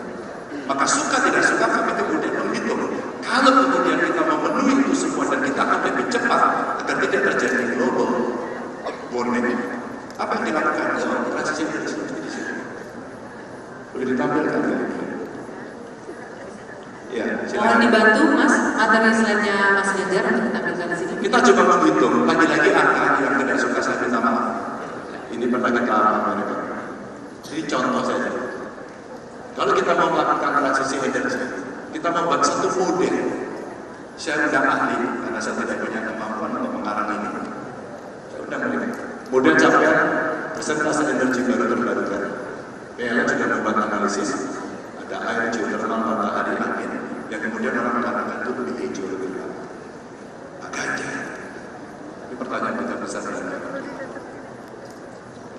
kan Anda masih pakai coal sekarang untuk energi angin. Apakah Anda akan merubah? So pasti. Kita sudah sepakat. Tapi kami tidak bisa dengan tiba-tiba seperti maunya saking punya itu. Maka teknologinya apa saja? Oh, kita kerjasama. Ada salah satu proyek umpama yang paling cepat. Ada itu coba untuk mengerjakan. Ada teknologi namanya motor super vertical. Tapi apakah akan terus-menerus? Tentu ketika kesepakatan lingkungan yang lebih baik, kita komitmen bersama-sama. Bahwa ekspor kita terkait dengan batu bara juga keluar. Anda juga menggunakan, maka kita mencegah dan menggunakan. Selebihnya kemudian kita hitung, kalau kita menggunakan teknologi yang ada, menggunakan sumber daya energi yang ada, kita mesti memperbaiki, mencegah, mengurangi kerusakan lingkungan. Kita hitung kira-kira nilainya 1.317 triliun. Kemudian saya ambil datanya Kemenkes, ternyata akibat polusi 17,8 triliun. Maaf sekali bisa carikan untuk lebih mempermudah visual Bapak Ibu, agar kita bisa paham soal itu. Mari kita lihat dengan angka segitu kita mau nekat di sana atau kita mau bergeser ke sana. Ketika kita mau bergeser ke sana adalah kita bersenario bagaimana transisi itu dilakukan. Tapi kita mesti meyakinkan masyarakat dan hubungan dengan masyarakat sampai itu bisa kita hitung. Kalau ini kita lakukan dengan bauran energi baru terbarukan, bauran dengan energi fosil, ternyata investasi yang kita butuhkan cukup tinggi, 1.300 triliun. Kita kerjakan sendiri, bisa. Research and development, kami ketemu malah peneliti, mereka sengaja. Penelitian kami banyak yang bisa dipakai. Bongkar dengan perpustakaan kasih kesalahan. Kita betul-betul ingin melakukan sebuah keseriusan perbaikan energi. Maka dari situ kemudian kita memunculkan bahwa 1.300 triliun transisi energi kita bisa kita siapkan rencananya dengan baik. Lalu apa yang dibutuhkan? SDM yang bagus, orang bekerja, investasi muncul. Apa sih ujungnya? Satu contoh aja yang tadi Bu Rocky sampaikan, Sulawesi dengan kondisi Walsing menyampaikan mineralnya banyak dan hari ini. Oke, ketika kita menghitung seperti itu, mari kita berkaitan dengan pola ini. Kalau kemudian itu kita kelola, ada nilai tambah yang akan menyelamatkan dalam jangka panjang. Itu artinya yang sekarang diramaikan adalah teknologi baterai kelas dunia. Kita punya kesempatan. Kenapa tidak kita ambil? Bagaimana menjaga lingkungan? Oke, kita ambil orang bagaimana best practices mining yang harus kita lakukan. Setelah itu, SDM yang kuat, yang membangun, ada berapa? Butuh berapa lama kita persiapkan mereka untuk kemudian dia bisa mengisi itu. Tapi karena waktu tertentu tidak bisa, kita mesti kolaborasi, tidak bisa sendiri. Pendidikan, penciptaan lapangan kerja karena kita bisa melakukan itu. Ngobrol saya dengan Bu Benny, kita bisa lestari. Dia punya lithium, tapi nikelnya dari kita. Kalau dalam konteks politik luar negeri untuk kepentingan nasional kita secara bebas memilih, bebas berteman untuk kepentingan nasional, maka salah satu contoh kerjasama saja dalam konteks energi baru terbarukan salah satunya adalah kesehatan. Kita siapkan itu semuanya, maka kita hidup dan kita menciptakan lapangan kerja yang lebih banyak tadi disampaikan. Semua coba kita atur untuk job creation. Potensi lapangan kerja akan terserap menjadi 3,7 juta. Jadi kita siapkan rencana dengan baik dan itu butuh masukan. Dan itu artinya butuh skill set. Karena ini lebih detail dan tadi dia bisa detail. Ya, mereka yang mengerti teknologi lingkungan, teknologi pangan, data saintis, dan mereka yang bisa mengolah material yang ada. Ini sesuatu lebih tajam dari otak saya. Yang benar, berlian saya ini lebih tajam dari otak kamu. Bahkan otak saya lebih tajam dari otak kamu.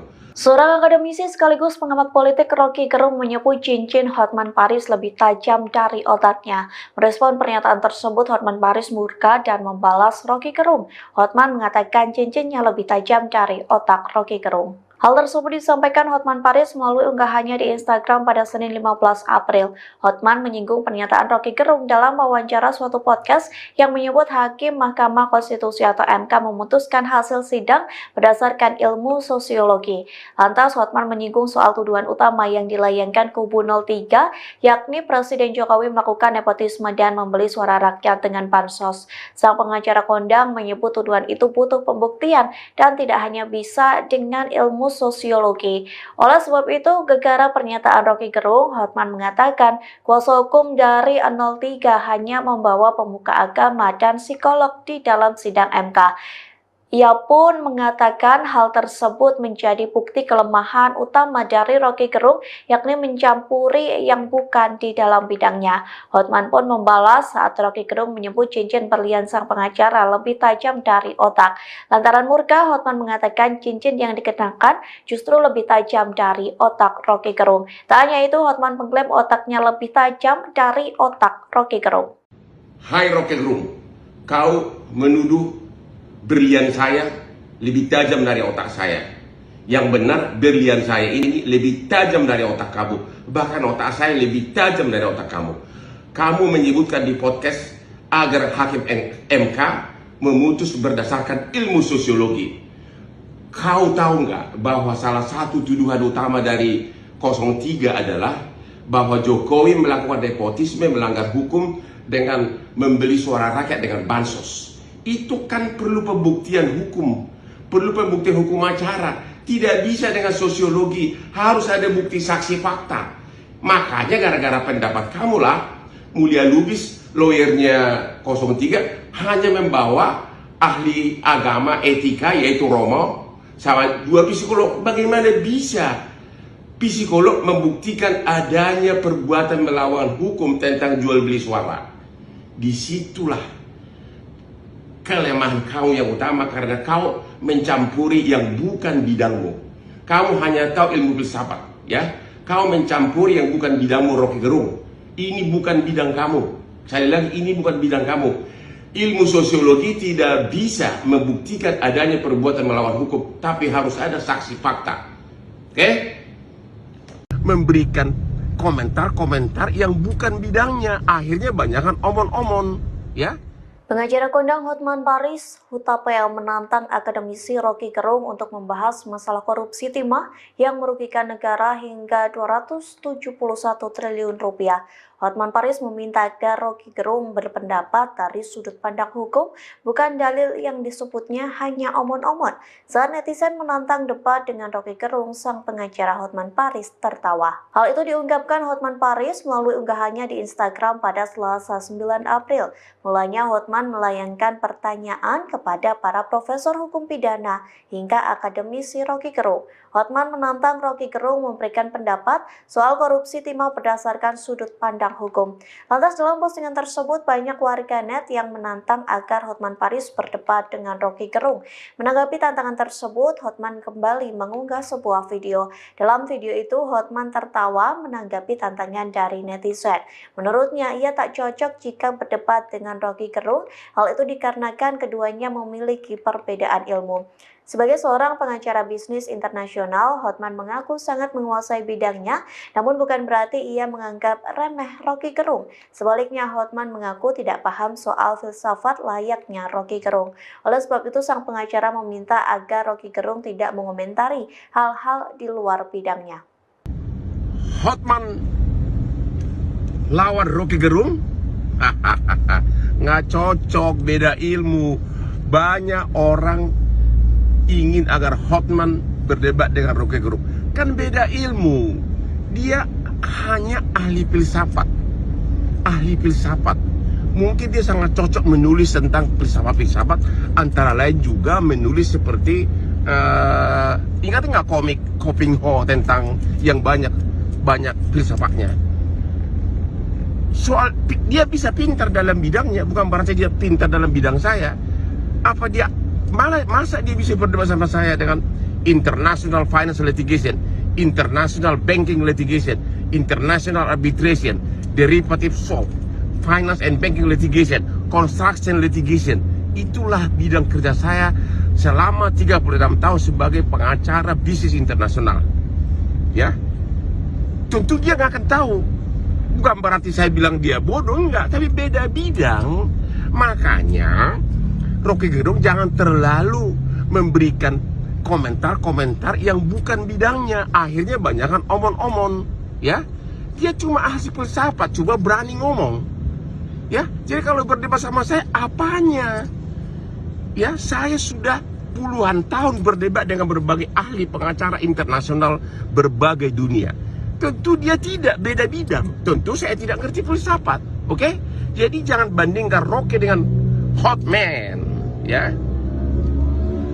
Pengacara kondang Hotman Paris Hutapea turut memberikan analisis hukum kasus dugaan penghinaan Presiden Jokowi yang dilakukan pengamat politik Rocky Gerung.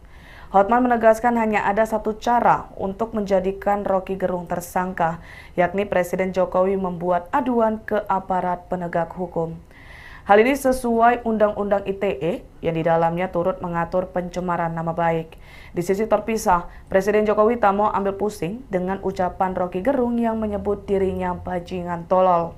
Jokowi bahkan menyebut kejadian ini sebagai hal kecil, namun para relawannya tak mau tinggal diam. Aksi protes relawan Jokowi terjadi di berbagai daerah dengan tuntutan agar Rocky Gerung segera ditangkap. Kepala Staf Kepresidenan Muldoko juga mengaku tak akan tinggal diam jika Presiden Jokowi terus dihina. Ia sampai mengucap akan mempertaruhkan nyawa jika hal yang sama terulang kembali. Mana Pak Hotman? Mohon izin majelis. Saya agak bingung, ini ahli hukum atau ahli ekonomi? Karena tadi pendapatnya itu sudah melebihi ahli hukum. Pertanyaan saya, sekiranya pun benar tuduhan Anda, Jokowi melakukan tindak pidana korupsi, Jokowi melakukan pelanggaran undang-undang APBN, Jokowi melanggar tidak minta persetujuan dari DPR. Pertanyaannya, dan oleh karena itulah pemohon mengatakan pemilu dibatalkan dan diulang. Pertanyaannya, apakah MK, Mahkamah Konstitusi, berwenang dalam putusannya menyatakan oleh karena Jokowi melanggar undang-undang korupsi, melanggar undang-undang APBN, melanggar undang-undang bansos, maka pemilu harus dibatalkan dan diulang. Sementara tidak satupun pihak tersebut sebagai pihak dalam perkara ini, baik Jokowi, DPR maupun para menteri. Boleh nggak MK mengatakan itu adalah penyebab harus dibatalkan pemilu? Terima kasih. Baik. Acara kondang Hotman Paris Hutapea murka dan mengecam Ketum PDIP Megawati Soekarno Putri. Amarah itu buntut pernyataan Megawati soal posisi dukungan PDIP ke Jokowi. Hotman mengaku tidak terima atas pernyataan Megawati lantaran Jokowi merupakan kepala negara. Amarah dan kecaman itu disampaikan Hotman melalui akun Instagramnya pada hari ini, Minggu 18 Februari. Hotman mengunggah kompilasi video soal Megawati dan Jokowi. Dalam video pertama memperlihatkan pernyataan Megawati soal Jokowi merupakan orang yang kasihan jika tidak ada PDIP. Video kedua memperlihatkan saat Presiden Jokowi duduk di kursi kayu menghadap Megawati yang berada di kursi mewah. Hotman juga menyertakan pidato Jokowi yang mengaku diam saat direndahkan, difitnah hingga dihina. Sementara dalam kolom caption, Hotman mengaku tidak rela terhadap sikap Megawati ke Jokowi. Menurut sang pengacara kondang, Jokowi merupakan kepala negara yang tidak patut diperlakukan demikian. Diketahui Hotman Paris memang merupakan salah satu sosok yang aktif memberikan komentarnya terhadap politik. Ia juga mengarahkan dukungannya terhadap paslon nomor urut 2, yakni Prabowo Gibran. Pak Jokowi ku ngono lho, mentang-mentang. Lah iya, padahal Pak Jokowi kalau nggak ada PDI Perjuangan juga, aduh kasihan dah. Terus ibu kira Pak Jokowi juga bisa kerja? Nah makanya kita bisa berdebat itu. Saya lebih tahu. Ember sesudah jadi gubernur dikasih jabatan, koar, masuk penjara. Makanya kalau ngomong bercermin dulu. Ternyata kalimat itu untuk dirinya sendiri. Oke? Ngaca dulu bos, ngaca. Pengacara kondang Hotman Paris mengecam habis-habisan mantan Gubernur DKI Jakarta Basuki Cahayapurnama atau Ahok. Kecaman itu buntut pernyataan Ahok yang dinilai mengkritik Presiden Joko Widodo dengan menyebutnya tidak bisa kerja. Hotman membela Jokowi dengan menyebut sang presiden bisa mengangkat narapidana menjadi komisaris Pertamina. Hal tersebut disampaikan Hotman Paris melalui akun Instagramnya pada Kamis 8 Februari. Hotman mengunggah potongan video Ahok yang menyebut Jokowi tak bisa bekerja. Lantas dalam captionnya, Hotman menjawab bahwa sang presiden bisa bekerja tak seperti yang diucapkan Ahok. Dalam tulisannya, Hotman mengatakan Jokowi bisa mengangkat mantan narapidana menjadi komisaris Pertamina. Hotman pun menyebut kondisi itu sebagai karya besar Jokowi lantaran tak mendapat keuntungan. Namun Hotman mengklaim Jokowi masih memberi jabatan dan gaji tinggi untuk Ahok saat mantan gubernur itu berada di titik terendah. Sang pengacara kondang pun mengunggah video terkait pernyataan Ahok sampai 3 kali. Menurut Hotman, Ahok divonis pidana lantaran tidak bisa mengontrol mulut. Dalam unggahan terbarunya, Hotman mengutip pernyataan Ahok yang menyebut memberi seseorang jabatan bisa mengetahui karakter asli dari seseorang. Lantas Hotman membenarkan pernyataan Ahok, namun pengacara berusia 64 tahun itu justru meminta Ahok berkaca. Yang mulutnya ember mengatakan, kalau mau tahu karakter seseorang, kasih dia jabatan. Bener banget itu. Pantas dia begitu dikasih jabatan gubernur, koar-koar, mulutnya ember, masuk penjara. Bener juga itu. Dulu-dulu sebelum dia jadi gubernur, nggak ember. Sesudah jadi gubernur dikasih jabatan, koar-koar, masuk penjara. Makanya kalau ngomong, bercermin dulu. Ternyata kalimat itu untuk dirinya sendiri. Oke? Ngaca dulu bos, ngaca. Dengan kekuatan argumen, dengan kemampuan untuk mengolah keadaan hari ini dan diseberangkan menjadi kebahagiaan. Itu calon presiden. Anda bisa bedain kan antara calon presiden, bekas presiden, dan presiden bekas. Anies calon presiden, SBY bekas presiden. Ada orang yang masih presiden, tapi udah jadi barang bekas. Nggak berguna lagi itu. Saya balik pada soal kita. Yang kita perlukan bukan forum debat yang dibangun oleh KPU, di mana moderatornya cuma jadi timekeeper, habis waktu. Dia nggak bisa interupsi kesalahan berpikir dari seorang kandidat di situ. Tibalah saatnya kita berbicara dengan Rocky.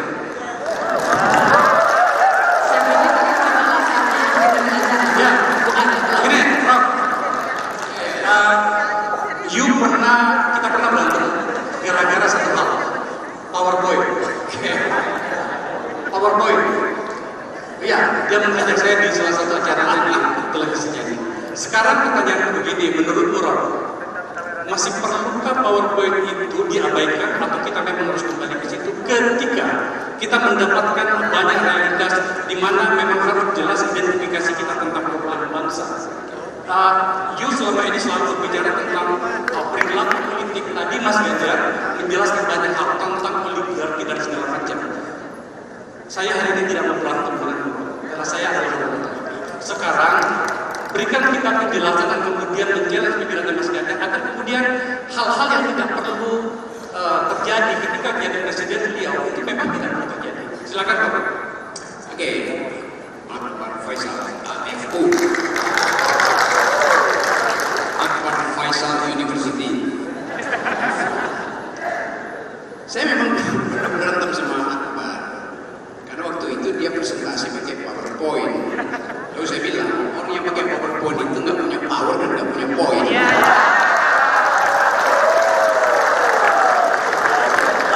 Tapi bagi seorang calon presiden, yang dia ucapkan itu akan jadi arsip negara. Dan itu mesti pakai PowerPoint.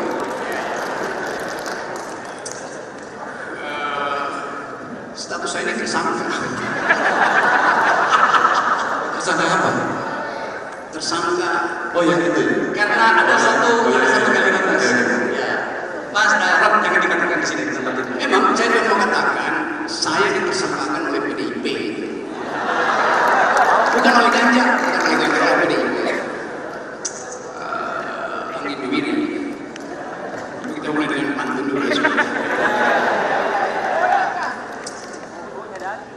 Mamiri di pantai Makassar sambil bermain layang-layang. Aku berdiri bersama Ganjar sambil menunggu Anies datang.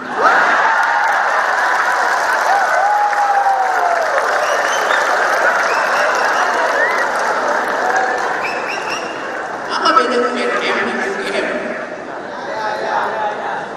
Karena saya berkali-kali ditolak di UGM dan diterima di UNM.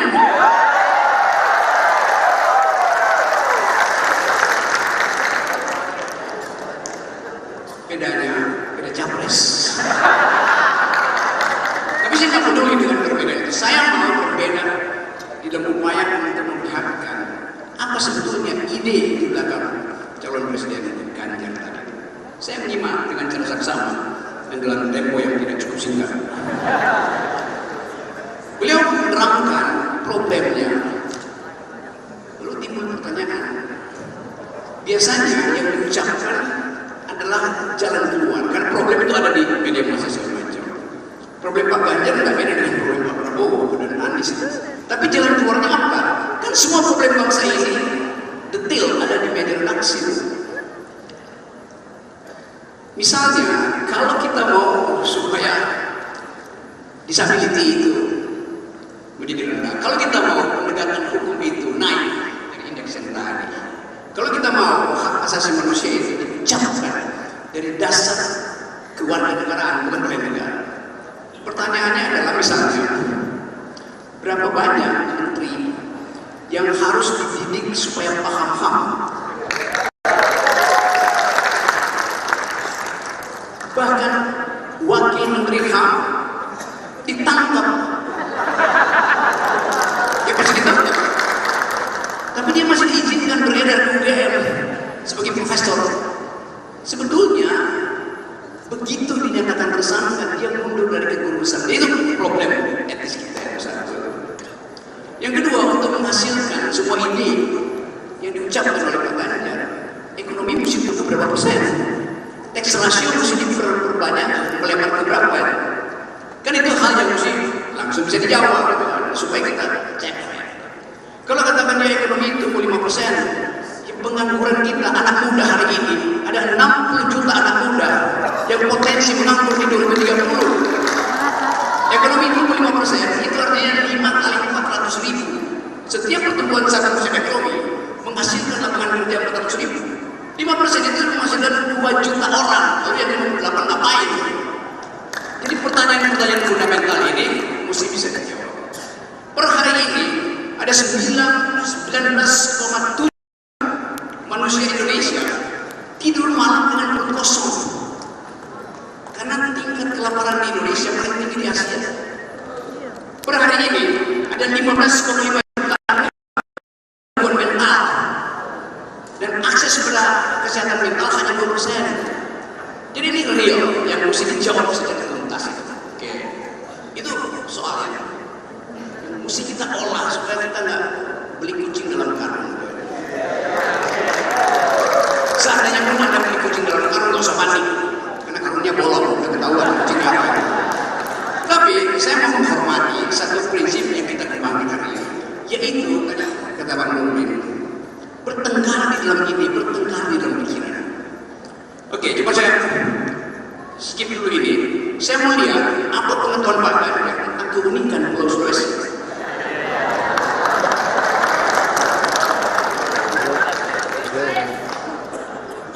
Pulau Sulawesi bagian dari NKRI dan Taman. Silakan kembali.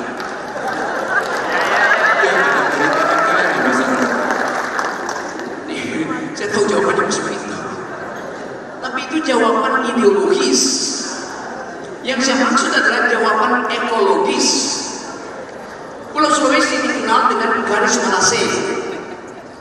Alfred Russel Malase 1858 menulis satu prinsip bahwa Sulawesi itu bukan bagian dari Indonesia, dia bagian dari Australia secara ekologis. Faunanya beda dengan di barat. Kalimantan, dan itu persis lewat di Selat Makassar. Jadi kita mau supaya ada pengetahuan tambahan secara ideologis. Makassar, Ambon, Papua bagian dari NKRI. Tapi secara ekologis kita lebih dekat dengan Australia, dan lempeng Australia. Itu juga yang menerangkan mungkin mengapa watak-watak orang Indonesia Timur beda dengan watak yang ada di Barat. Kan itu yang kita sebut diversity sebelumnya, yang mesti buat ceplos Indonesia Timur itu tidak mungkin diasuransikan pada semacam sopan santun palsu mereka yang ada di Jawa.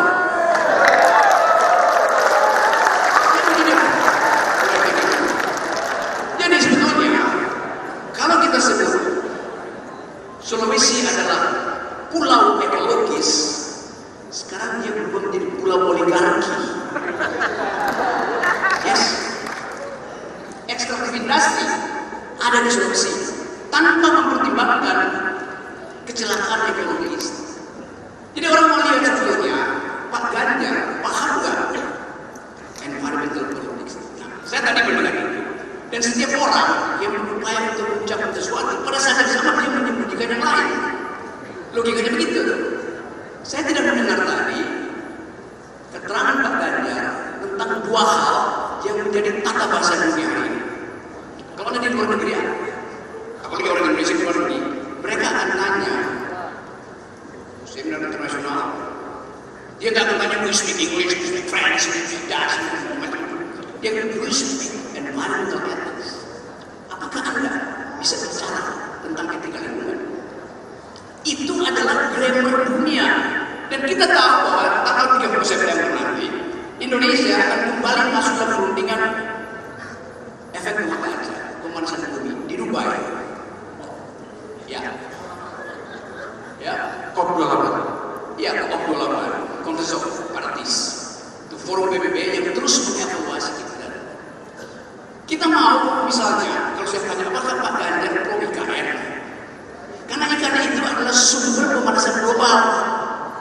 Pak Jokowi bilang kita pindahkan Jakarta yang tenggelam ke IKN. Kenapa? Bukan karena Jakarta yang panas, tapi planet ini panas. Begitu IKN dipindahin ke Kalimantan, penggalian di Kalimantan justru memotong deregulasi, menimbulkan panas baru. Kalimantan itu dijepit oleh dua panas matahari dan batu bara. Begitu kita dipotong, panasnya naik. Apa yang terjadi secara planetar itu? Panas penggalian IKN di Kalimantan akan menambah panas di Jakarta. Jadi air es akan meleleh di kutub utara, lalu Jakarta tenggelam. Dengan kata lain, IKN itulah yang akan menenggelamkan Jakarta. Kan begitu kan berpikir ekologis itu.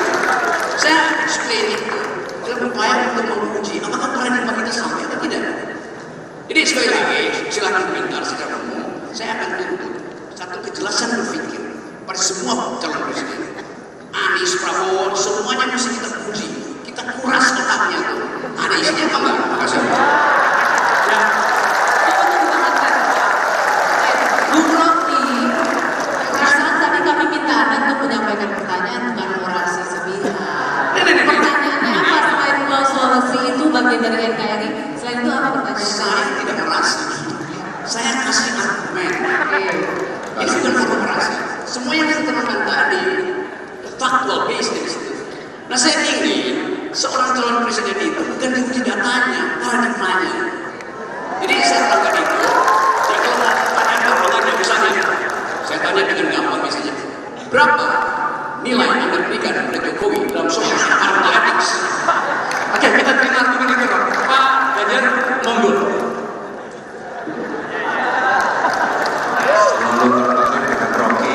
Sampaikan tangannya meriah, good. Anda tidak menyampaikan itu? Iya, tidak ada kemarin permintaan, maka saya bilang sama cerita apa boleh kan yang bisa membantu saya soal ekonomi muda dan ekonomi hijau. Tapi jangan tanya data lagi, saya sampaikan data itu ada selera. Pak Ganjar ngomongnya gede banget, nggak ada datanya. Oh, ini orang suka Tapi Bung Rocky hari ini meminta saya untuk berbicara paradigma Jokowi. Maka kita harus menyenangkan banyak orang, harus memberikan banyak orang termasuk yang hadir hari ini. Maka Ganjar setuju nggak dengan setuju? Lanjut. Apa yang mesti kita lakukan kita itu? Saya tanya plan. Apakah membangun sebuah ibu kota itu ada syaratnya? Jawabnya pasti ada. Apa saja? Semua yang ada di sana. Kondisinya, pembangunnya, ekosistemnya, lingkungannya, maka orang menjadi juga TFS. Terus jadi undang-undang. Siapapun yang disumpah di situ akan melaksanakan undang-undang. Kalau nggak salah begitu. Tinggal kemudian cara. Ada yang menginginkan itu 5 tahun selesai. Saya belum pernah lihat pengalaman membangun ibu kota 5 tahun selesai. Ada macam di Malaysia, ada macam di Amerika, ada macam di Australia. Tentu prasyaratnya akan rinci. Dan itulah sebenarnya ketentuan teknis yang mesti dilihat. Ya di COP besok saat kami ketemu kemarin dengan beberapa orang. Di COP besok itu juru takdir. Apakah Kyoto Protokol harus diundur akan ditaati atau tidak? Apakah pengurangan emisi akan dilakukan? Maka suka tidak suka kami kemudian menghitung. Kalau kemudian kita memenuhi itu semua dan kita akan lebih cepat agar tidak terjadi global warming. Apa yang dilakukan? Transisi energi di sini. Boleh ditampilkan? Ya, Mohon dibantu Mas, materi slide-nya Mas Ganjar untuk ditampilkan di sini. kita coba menghitung lagi-lagi angka yang tidak suka saya minta maaf. Ini pernah kita alami. Ini contoh saja. Kalau kita mau melakukan transisi energi, kita membuat satu model. Saya undang ahli karena saya tidak punya kemampuan untuk mengarang ini. Saya undang mereka. Model capaian persentase energi baru terbarukan. PLN sudah membuat analisis. Ada air, geothermal, matahari, angin. Yang kemudian orang mengatakan itu lebih hijau, lebih bagus. Makanya, ini pertanyaan kita besar dan kan Anda masih pakai coal sekarang untuk energi angin. Apakah Anda akan berubah? So pasti. Kita sudah sepakat. Tapi kami tidak bisa diganti-ganti seperti maunya orang lain. Karena kami punya itu. Maka teknologinya apakah saja? Oh, kita kerjasama. Ada salah satu proyek umpama yang paling cepat. Ada itu coba untuk gimana saja. Ada teknologi namanya super vertical. Tapi apakah akan terus-menerus? Tentu ketika kesepakatan lingkungan yang lebih baik, kita komitmen bersama-sama. Oh, ekspor kita terkait dengan batu bara juga berubah. Anda juga menggunakan. Maka kita mencegah dan menggunakan. Selebihnya kemudian kita hitung. Kalau kita menggunakan teknologi yang ada, menggunakan sumber daya energi yang ada, kita mesti memperbaiki, mencegah, mengurangi kerusakan lingkungan. Kita itu kira-kira nilainya 1.317 triliun. Kemudian saya ambil datanya Kemenkes, ternyata akibat polusi 17,8 triliun. Maaf saya tidak bisa carikan angka untuk lebih mempermudah visual Bapak Ibu agar kita bisa paham soal itu.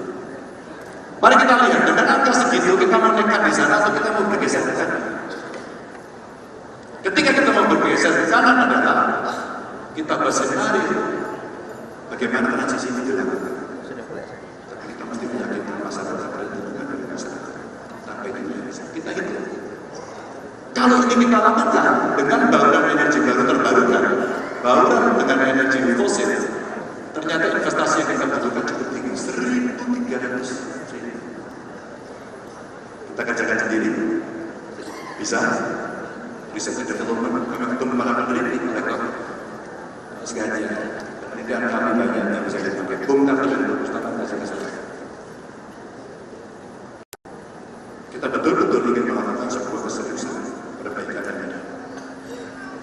Maka dari situ kemudian kita memunculkan bahwa 1.300 triliun transisi energi kita bisa kita siapkan rencananya dengan baik.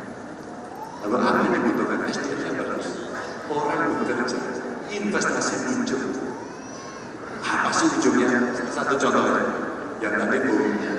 Rocky sampaikan Sulawesi dengan kondisi Walasi menyampaikan mineralnya banyak dan hari ini. Oke, ketika kita menghitung seperti itu, mari kita berkata dengan pola ini. Kalau kemudian itu kita kelola, ada nilai tambah yang akan menyelamatkan dalam jangka panjang. Itu artinya yang sekarang diramaikan adalah tadi di baterai kelas dulu. Kita punya kesempatan. Kenapa tidak kita ambil? Bagaimana menjaga lingkungan? Oke, kita ambil orang bagaimana best practices mining yang harus kita lakukan. Setelah itu, SDM yang kuat, yang membangun, ada berapa? Butuh berapa lama kita persiapkan mereka untuk kemudian dia bisa mengisi itu. Tapi dalam waktu tertentu tidak bisa, kita pasti kolaborasi, tidak bisa sendiri. Pendidikan, penciptaan lapangan kerja karena kita bisa lakukan itu. Ngobrol saya dengan Bu Beni, kita bisa setelah itu. Dia punya netir, tapi tinggalnya dengan kita. Kalau dalam konteks politik luar negeri untuk kepentingan nasional kita secara bebas memilih, bebas berteman untuk kepentingan nasional, maka salah satu cara kerjasama saja dalam konteks energi baru terbarukan salah satunya adalah bersama. Kita siapkan itu semuanya, maka kita hidup dan kita menciptakan lapangan kerja yang lebih banyak ada di sana. Semua coba kita atur untuk job creation. Potensi lapangan kerja akan terserap menjadi 3,7 juta. Mari kita siapkan dengan baik dan itu butuh masukan. Dan itu artinya butuh skill set. Karena ini lebih detail dan tadi dia bisa detail. Ya, mereka yang mengerti teknologi lingkungan, teknologi pangan, data saintis, mereka yang bisa membuat materi yang ada. Ini sesuatu lebih tajam dari otak saya.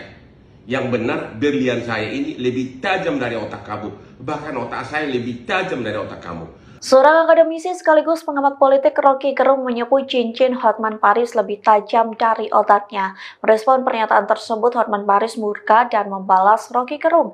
Hotman mengatakan cincinnya lebih tajam dari otak Rocky Gerung. Hal tersebut disampaikan Hotman Paris melalui unggahannya di Instagram pada Senin 15 April. Hotman menyinggung pernyataan Rocky Gerung dalam wawancara suatu podcast yang menyebut Hakim Mahkamah Konstitusi atau MK memutuskan hasil sidang berdasarkan ilmu sosiologi.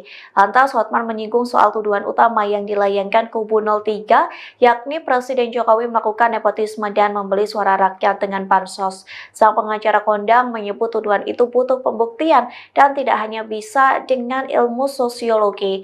Oleh sebab itu, gegara pernyataan Rocky Gerung, Hotman mengatakan kuasa hukum dari 03 hanya membawa pemuka agama dan psikolog di dalam sidang MK. Ia pun mengatakan hal tersebut menjadi bukti kelemahan utama dari Rocky Gerung, yakni mencampuri yang bukan di dalam bidangnya. Hotman pun membalas saat Rocky Gerung menyebut cincin berlian sang pengacara lebih tajam dari otak. Lantaran murka, Hotman mengatakan cincin yang dikenakan justru lebih tajam dari otak Rocky Gerung. Tak hanya itu, Hotman mengklaim otaknya lebih tajam dari otak Rocky Gerung. Hai Rocky Gerung, kau menuduh berlian saya lebih tajam dari otak saya. Yang benar, berlian saya ini lebih tajam dari otak kamu. Bahkan otak saya lebih tajam dari otak kamu. Kamu menyebutkan di podcast agar Hakim MK memutus berdasarkan ilmu sosiologi. Kau tahu nggak bahwa salah satu tuduhan utama dari 03 adalah bahwa Jokowi melakukan nepotisme, melanggar hukum dengan membeli suara rakyat dengan bansos. Itu kan perlu pembuktian hukum, perlu pembuktian hukum acara. Tidak bisa dengan sosiologi, harus ada bukti saksi fakta. Makanya gara-gara pendapat kamulah, Mulia Lubis, lawyernya 03, hanya membawa ahli agama etika yaitu Romo, sama 2 psikolog. Bagaimana bisa psikolog membuktikan adanya perbuatan melawan hukum tentang jual beli suara? Disitulah kelemahan kau yang utama, karena kau mencampuri yang bukan bidangmu. Kamu hanya tahu ilmu filsafat, ya. Kau mencampuri yang bukan bidangmu, Rocky Gerung. Ini bukan bidang kamu. Sekali lagi, ini bukan bidang kamu. ilmu sosiologi tidak bisa membuktikan adanya perbuatan melawan hukum, tapi harus ada saksi fakta. Oke? Memberikan komentar-komentar yang bukan bidangnya, akhirnya banyakkan omon-omon, ya. Pengacara kondang Hotman Paris Hutapea menantang akademisi Rocky Gerung untuk membahas masalah korupsi timah yang merugikan negara hingga 271 triliun rupiah. Hotman Paris meminta agar Rocky Gerung berpendapat dari sudut pandang hukum, bukan dalil yang disebutnya hanya omon-omon.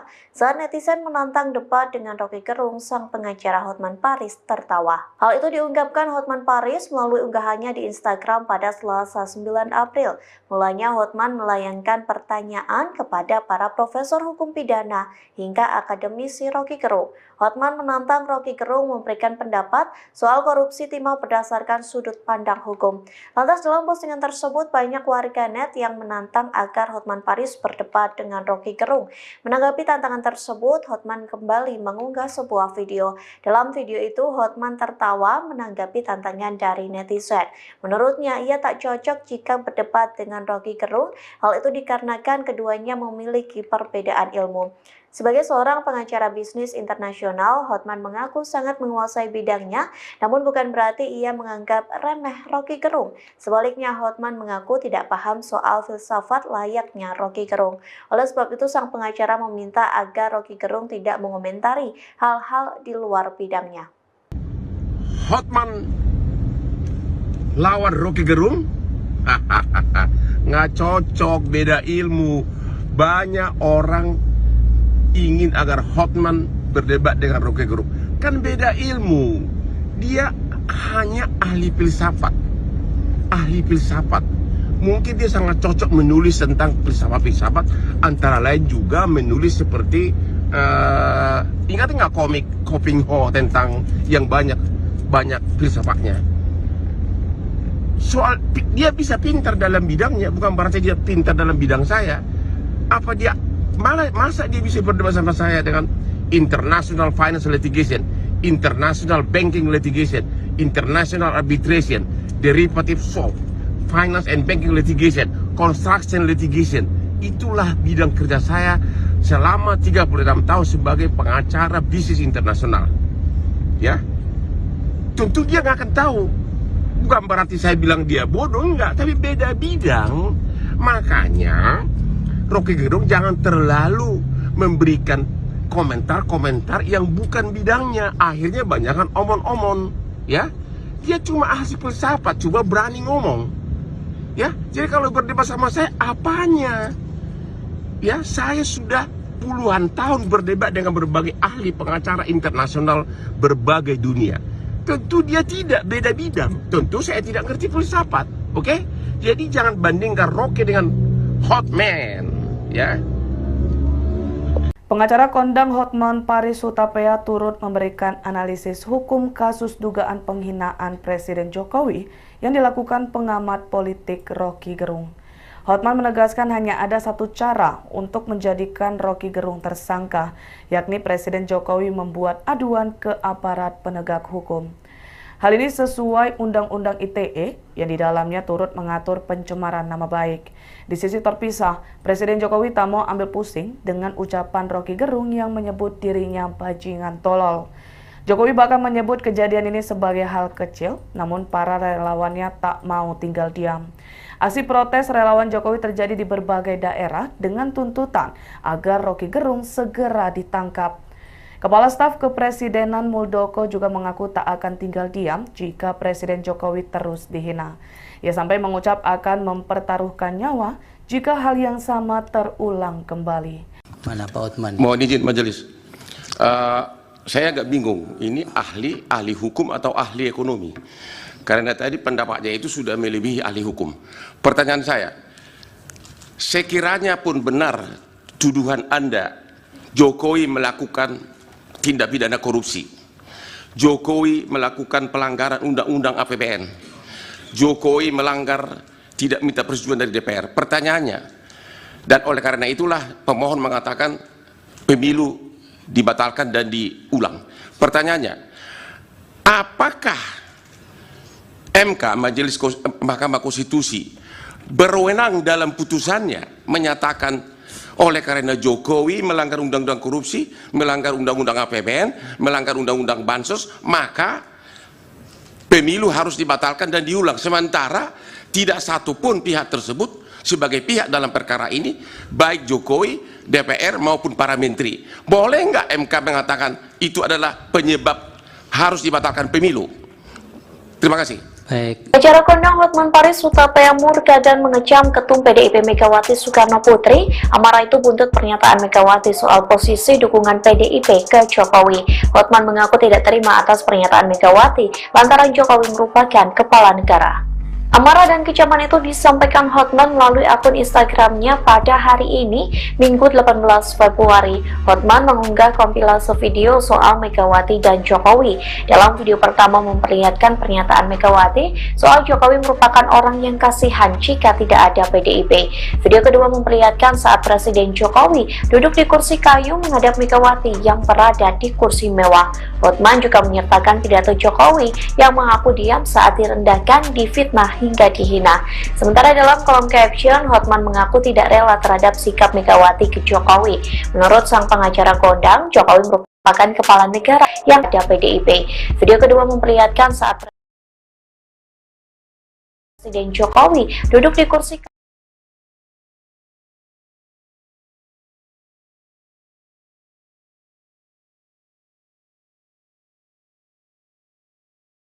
kayu menghadap Megawati yang berada di kursi mewah. Hotman juga menyatakan Lebih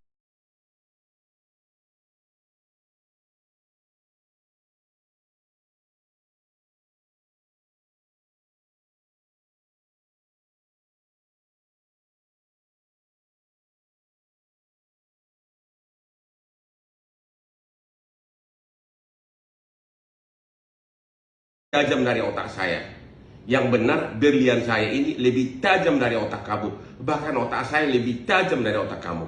seorang akademisi sekaligus pengamat politik Rocky Gerung menyebut cincin Hotman Paris lebih tajam dari otaknya. Merespon pernyataan tersebut, Hotman Paris murka dan membalas Rocky Gerung. Hotman mengatakan cincinnya lebih tajam dari otak Rocky Gerung. Hal tersebut disampaikan Hotman Paris melalui unggahannya di Instagram pada Senin 15 April. Hotman menyinggung pernyataan Rocky Gerung dalam wawancara suatu podcast yang menyebut Hakim Mahkamah Konstitusi atau MK memutuskan hasil sidang berdasarkan ilmu sosiologi. Lantas Hotman menyinggung soal tuduhan utama yang dilayangkan kubu 03, yakni Presiden Jokowi melakukan nepotisme dan membeli suara rakyat dengan bansos. Sang pengacara kondang menyebut tuduhan itu butuh pembuktian dan tidak hanya bisa dengan ilmu sosiologi. Oleh sebab itu, gegara pernyataan Rocky Gerung, Hotman mengatakan kuasa hukum dari 03 hanya membawa pemuka agama dan psikolog di dalam sidang MK. Ia pun mengatakan hal tersebut menjadi bukti kelemahan utama dari Rocky Gerung, yakni mencampuri yang bukan di dalam bidangnya. Hotman pun membalas saat Rocky Gerung menyebut cincin berlian sang pengacara lebih tajam dari otak. Lantaran murka, Hotman mengatakan cincin yang dikenakan justru lebih tajam dari otak Rocky Gerung. Tak hanya itu, Hotman mengklaim otaknya lebih tajam dari otak Rocky Gerung. Hai Rocky Gerung, kau menuduh berlian saya lebih tajam dari otak saya. Yang benar, berlian saya ini lebih tajam dari otak kamu. Bahkan otak saya lebih tajam dari otak kamu. Kamu menyebutkan di podcast agar Hakim MK memutus berdasarkan ilmu sosiologi. Kau tahu nggak bahwa salah satu tuduhan utama dari 03 adalah bahwa Jokowi melakukan nepotisme, melanggar hukum dengan membeli suara rakyat dengan bansos.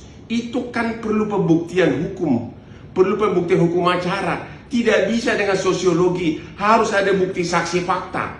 Makanya gara-gara pendapat kamu lah, Mulia Lubis, lawyernya 03, hanya membawa ahli agama etika yaitu Romo, sama dua psikolog. Bagaimana bisa psikolog membuktikan adanya perbuatan melawan hukum tentang jual beli suara? Disitulah kelemahan kau yang utama, karena kau mencampuri yang bukan bidangmu. Kamu hanya tahu ilmu filsafat, ya. Kau mencampuri yang bukan bidangmu, Rocky Gerung. Ini bukan bidang kamu. Sekali lagi, ini bukan bidang kamu. ilmu sosiologi tidak bisa membuktikan adanya perbuatan melawan hukum, tapi harus ada saksi fakta. Oke? Memberikan komentar-komentar yang bukan bidangnya, akhirnya banyakkan omon-omon, ya. Pengacara kondang Hotman Paris Hutapea menantang akademisi Rocky Gerung untuk membahas masalah korupsi timah yang merugikan negara hingga 271 triliun rupiah. Hotman Paris meminta agar Rocky Gerung berpendapat dari sudut pandang hukum, bukan dalil yang disebutnya hanya omon-omon.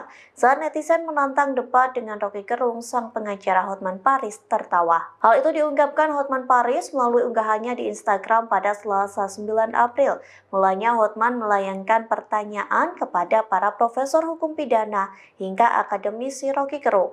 Hotman menantang Rocky Gerung memberikan pendapat soal korupsi timah berdasarkan sudut pandang hukum. Lantas dalam postingan tersebut banyak warganet yang menantang agar Hotman Paris berdebat dengan Rocky Gerung.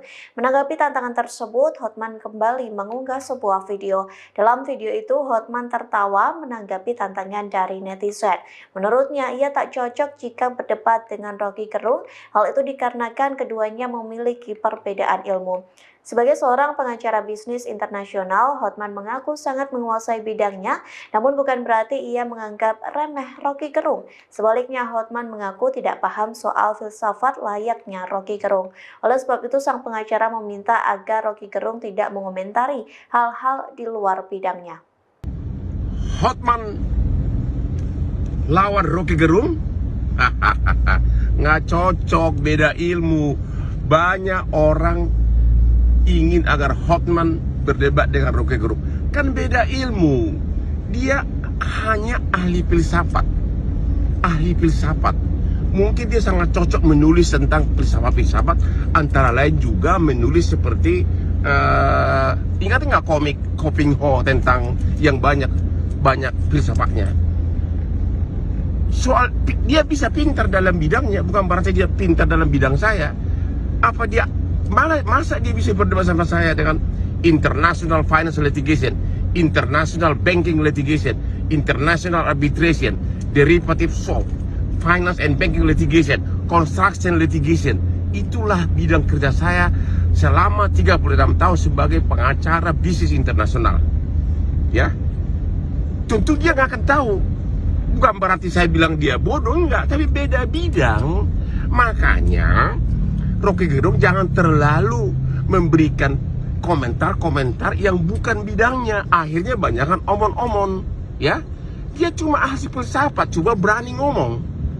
Ya, jadi kalau berdebat sama saya, apanya? Ya, saya sudah puluhan tahun berdebat dengan berbagai ahli pengacara internasional berbagai dunia. Tentu dia tidak beda bidang. Tentu saya tidak ngerti filsafat, oke? Jadi jangan bandingkan Rocky dengan Hotman. Ya.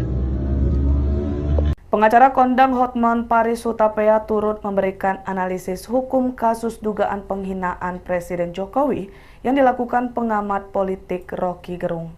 Hotman menegaskan hanya ada satu cara untuk menjadikan Rocky Gerung tersangka, yakni Presiden Jokowi membuat aduan ke aparat penegak hukum. Hal ini sesuai Undang-Undang ITE yang di dalamnya turut mengatur pencemaran nama baik. Di sisi terpisah, Presiden Jokowi tak mau ambil pusing dengan ucapan Rocky Gerung yang menyebut dirinya bajingan tolol. Jokowi bahkan menyebut kejadian ini sebagai hal kecil, namun para relawannya tak mau tinggal diam. Aksi protes relawan Jokowi terjadi di berbagai daerah dengan tuntutan agar Rocky Gerung segera ditangkap. Kepala Staf Kepresidenan Muldoko juga mengaku tak akan tinggal diam jika Presiden Jokowi terus dihina. Ia sampai mengucap akan mempertaruhkan nyawa jika hal yang sama terulang kembali. Mana Pak Hotman? Mohon izin majelis. Saya agak bingung, ini ahli hukum atau ahli ekonomi? Karena tadi pendapatnya itu sudah melebihi ahli hukum.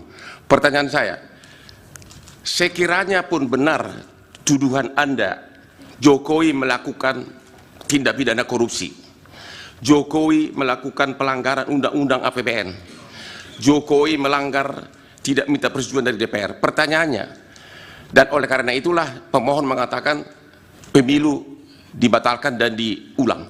Pertanyaannya, apakah MK, Mahkamah Konstitusi, berwenang dalam putusannya menyatakan oleh karena Jokowi melanggar undang-undang korupsi, melanggar undang-undang APBN, melanggar undang-undang bansos, maka pemilu harus dibatalkan dan diulang. Sementara tidak satupun pihak tersebut sebagai pihak dalam perkara ini, baik Jokowi, DPR maupun para menteri. Boleh nggak MK mengatakan itu adalah penyebab harus dibatalkan pemilu?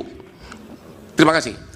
Acara kondang Hotman Paris Hutapea murka dan mengecam Ketum PDIP Megawati Soekarno Putri. Amarah itu buntut pernyataan Megawati soal posisi dukungan PDIP ke Jokowi. Hotman mengaku tidak terima atas pernyataan Megawati lantaran Jokowi merupakan kepala negara. Amarah dan kecaman itu disampaikan Hotman melalui akun Instagramnya pada hari ini, Minggu 18 Februari. Hotman mengunggah kompilase video soal Megawati dan Jokowi. Dalam video pertama memperlihatkan pernyataan Megawati soal Jokowi merupakan orang yang kasihan jika tidak ada PDIP. Video kedua memperlihatkan saat Presiden Jokowi duduk di kursi kayu menghadap Megawati yang berada di kursi mewah. Hotman juga menyertakan pidato Jokowi yang mengaku diam saat direndahkan, difitnah hingga dihina. Sementara dalam kolom caption, Hotman mengaku tidak rela terhadap sikap Megawati ke Jokowi. Menurut sang pengacara kondang, Jokowi merupakan kepala negara yang tidak patut diperlakukan demikian. Diketahui Hotman Paris memang merupakan salah satu sosok yang aktif memberikan komentarnya terhadap politik. Ia juga mengarahkan dukungannya terhadap paslon nomor urut 2, yakni Prabowo Gibran. Pak Jokowi ku ngono lho, mentang-mentang. Lah iya, padahal Pak Jokowi kalau nggak ada PDI Perjuangan juga, aduh kasihan dah. Terus ibu kira Pak Jokowi juga bisa kerja? Nah makanya kita bisa berdebat itu. Saya lebih tahu. Ember sesudah jadi gubernur dikasih jabatan, koar, masuk penjara. Makanya kalau ngomong bercermin dulu. Ternyata kalimat itu untuk dirinya sendiri. Oke? Ngaca dulu bos, ngaca. Pengacara kondang Hotman Paris mengecam habis-habisan mantan Gubernur DKI Jakarta Basuki Cahayapurnama atau Ahok. Kecaman itu buntut pernyataan Ahok yang dinilai mengkritik Presiden Joko Widodo dengan menyebutnya tidak bisa kerja. Hotman membela Jokowi dengan menyebut sang presiden bisa mengangkat narapidana menjadi komisaris Pertamina. Hal tersebut disampaikan Hotman Paris melalui akun Instagramnya pada Kamis 8 Februari. Hotman mengunggah potongan video Ahok yang menyebut Jokowi tak bisa bekerja. Lantas dalam captionnya, Hotman menjawab bahwa sang presiden bisa bekerja tak seperti yang diucapkan Ahok. Dalam tulisannya, Hotman mengatakan Jokowi bisa mengangkat mantan narapidana menjadi komisaris Pertamina. Hotman pun menyebut kondisi itu sebagai karya besar Jokowi lantaran tak mendapat keuntungan. Namun Hotman mengklaim Jokowi masih memberi jabatan dan gaji tinggi untuk Ahok saat mantan gubernur itu berada di titik terendah. Sang pengacara kondang pun mengunggah video terkait pernyataan Ahok sampai 3 kali. Menurut Hotman, Ahok divonis pidana lantaran tidak bisa mengontrol mulut. Dalam unggahan terbarunya, Hotman mengutip pernyataan Ahok yang menyebut memberi seseorang jabatan bisa mengetahui karakter asli dari seseorang. Lantas Hotman membenarkan pernyataan Ahok, namun pengacara berusia 64 tahun itu justru meminta Ahok berkaca. Yang mulutnya ember mengatakan, kalau mau tahu karakter seseorang, kasih dia jabatan. Bener banget itu. Pantas dia begitu dikasih jabatan gubernur, koar, mulutnya ember, masuk penjara. Bener juga itu. Dulu sebelum dia jadi gubernur nggak ember, sesudah jadi gubernur dikasih jabatan, koar, masuk penjara. Makanya kalau ngomong bercermin dulu. Ternyata kalimat itu untuk dirinya sendiri. Oke? Ngaca dulu bos, ngaca. Dengan kekuatan argumen, dengan kemampuan untuk mengolah keadaan hari ini dan diseberangkan menjadi kebahagiaan. Itu calon presiden. Anda bisa bedain kan antara calon presiden, bekas presiden, dan presiden bekas. Anies calon presiden, SBY bekas presiden. Ada orang yang masih presiden, tapi udah jadi barang bekas. Nggak berguna lagi itu. Saya balik pada soal kita. Yang kita perlukan bukan forum debat yang dibangun oleh KPU, di mana moderatornya cuma jadi timekeeper, habis waktu. Dia nggak bisa interupsi kesalahan berpikir dari seorang kandidat di situ. Tibalah saatnya kita berbicara dengan Rocky.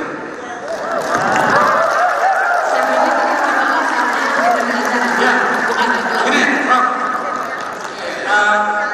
Kita pernah berantem gara-gara satu hal, PowerPoint. PowerPoint. Iya, dia mengajak saya di salah satu acara televisinya. Sekarang pertanyaannya begini, menurut Muron, masih perlukah PowerPoint itu diabaikan atau kita memang harus kembali ke situ ketika kita mendapatkan banyak realitas di mana memang harus jelas identifikasi kita tentang perubahan bangsa. You selama ini selalu berbicara tentang perilaku politik. Tadi Mas Ganjar menjelaskan banyak hal tentang oligarki dan segala macam.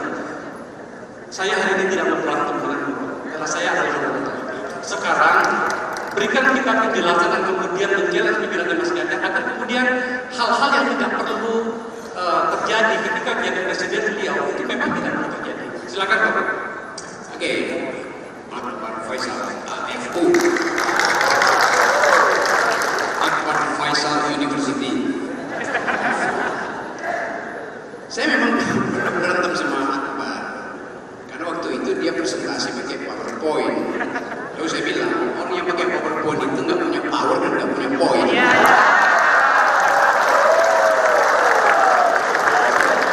Tapi bagi seorang calon presiden yang dia ucapkan itu akan jadi arsip negara, karena itu mesti pakai PowerPoint.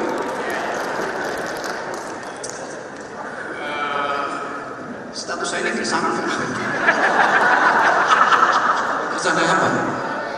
Tersangka. Oh yang itu. Karena ada satu kalimat Mas. Ya. Mas, harap jangan dikatakan di sini tempat itu. Memang saya sudah mengatakan saya ditersangkakan oleh PDIP, bukan oleh Ganjar, oleh PDIP. Angin Mamiri. Kita mulai dengan pantun dulu. Angin Mamiri di pantai Makassar sambil bermain layang-layang. Aku berdiri bersama Ganjar sambil menunggu Anies datang.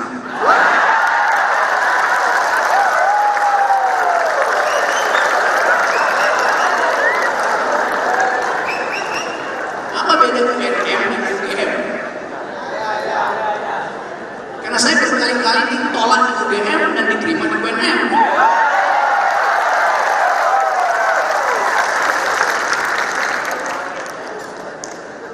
Beda capres. Tapi saya tidak peduli dengan perbedaan itu. Saya mau berbeda di dalam upaya untuk memperlihatkan apa sebetulnya ide di belakang calon presiden Ganjar tadi. Saya menyimak dengan cara saksama dan dalam tempo yang tidak cukup singkat. Beliau menerangkan problemnya. Lalu timbul pertanyaan. Biasanya yang diucapkan adalah jalan keluar. Karena problem itu ada di media massa segala macam. Problem Pak Ganjar tidak beda dengan problem Pak Prabowo dan Anies. Tapi jalan keluarnya apa? Kan semua problem bangsa ini detail ada di media redaksi. Misalnya, kalau kita mau supaya disability itu menjadi rendah, kalau kita mau penegakan hukum itu naik dari indeks yang tadi, kalau kita mau hak asasi manusia itu dicapkan dari dasar kewarganegaraan bukan oleh negara. Pertanyaannya adalah misalnya, berapa banyak menteri yang harus dididik supaya paham HAM? Bahkan wakil menteri HAM ditangkap. Ya pasti ditangkap. Tapi dia masih diizinkan beredar di UGM sebagai profesor. Sebetulnya begitu dinyatakan tersangka dia mundur dari kegurusan. Itu problem etis kita yang besar. ini yang diucapkan oleh Pak Ganjar, ekonomi mesti tumbuh berapa persen? Tax ratio mesti diperbanyak, melebar ke berapa ya? Kan itu hal yang mesti langsung bisa dijawab gitu kan, supaya kita cek. Kalau katakan dia ekonomi tumbuh 5%, ya pengangguran kita anak muda hari ini ada 60 juta anak muda yang potensi menganggur di 2030. Ekonomi tumbuh 5%, itu artinya 5 kali 400 ribu. Setiap pertumbuhan 1% ekonomi menghasilkan lapangan kerja 400 ribu. 5% itu menghasilkan 2 juta orang. Lalu yang 58 ngapain? Jadi pertanyaan-pertanyaan fundamental ini mesti bisa dijawab. Per hari ini ada 19,7 manusia Indonesia tidur malam dengan perut kosong. Karena tingkat kelaparan di Indonesia paling tinggi di Asia. Per hari ini ada 15,5 juta gangguan mental dan akses pada kesehatan mental hanya 2%. Jadi ini real yang mesti dijawab secara tuntas. Oke, itu soalnya mesti kita olah supaya kita nggak beli kucing dalam karung. Seandainya pun ada beli kucing dalam karung, nggak usah panik. Karungnya bolong, udah ketahuan kucingnya apa. Tapi saya mau menghormati satu prinsip yang kita kembangkan hari ini, yaitu tadi kata Bang Nurdin, bertengkar di dalam ini, bertengkar di dalam pikiran. Oke, coba saya skip dulu ini. Saya mau lihat apa pengetahuan Pak Ganjar tentang keunikan Pulau Sulawesi.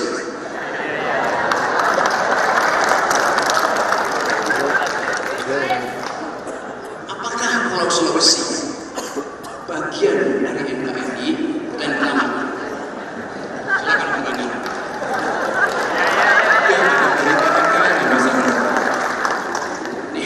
Saya tahu jawabannya seperti itu. Tapi itu jawaban ideologis. Yang saya maksud adalah jawaban ekologis. Pulau Sulawesi dikenal dengan garis Malase. Alfred Russel Malase 1858 menulis satu prinsip bahwa Sulawesi itu bukan bagian dari Indonesia, dia bagian dari Australia secara ekologis. Faunanya beda dengan di barat Kalimantan, dan itu persis lewat di Selat Makassar. Jadi kita mau supaya ada pengetahuan tambahan secara ideologis. Makassar, Ambon, Papua bagian dari NKRI. Tapi secara ekologis kita lebih dekat dengan Australia dan lempeng Australia. Itu juga yang menerangkan mungkin mengapa watak-watak orang Indonesia Timur beda dengan watak yang ada di Barat. Kan itu yang kita sebut diversity sebelumnya, yang mesti ceplos Indonesia Timur itu tidak mungkin diasuransikan ada semacam sopan satu palsu mereka yang ada di Jawa.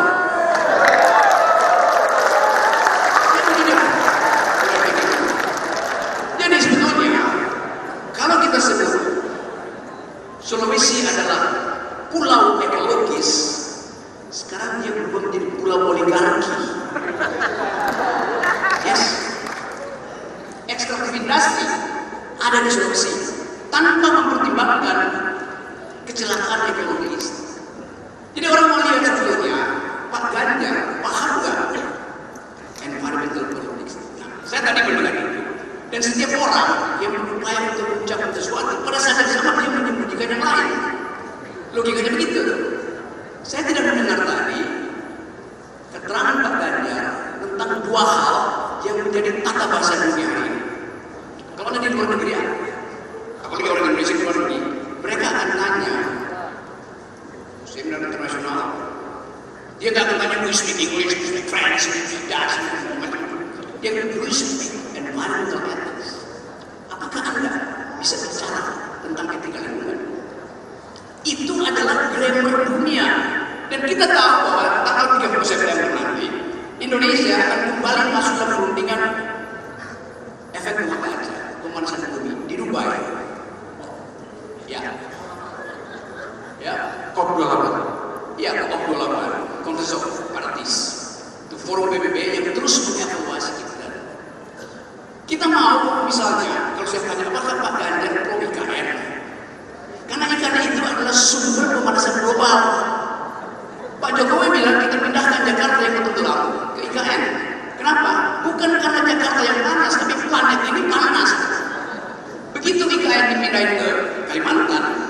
penggalian di Kalimantan justru memotong dereguisasi, menimbulkan panas baru. Kalimantan itu dijepit oleh dua panas matahari dan batu bara. Begitu bukan dipotong, panasnya naik. Apa yang terjadi secara planetar itu? Panas penggalian IKN di Kalimantan akan menambah panas di Jakarta. Jadi air es akan meleleh di kutub utara, lalu Jakarta tenggelam. Dengan kata lain, IKN itulah yang akan menenggelamkan Jakarta. Kan begitu kan berpikir ekologis. Saya explain itu dalam upaya untuk menguji apakah paradigma kita sampai atau tidak.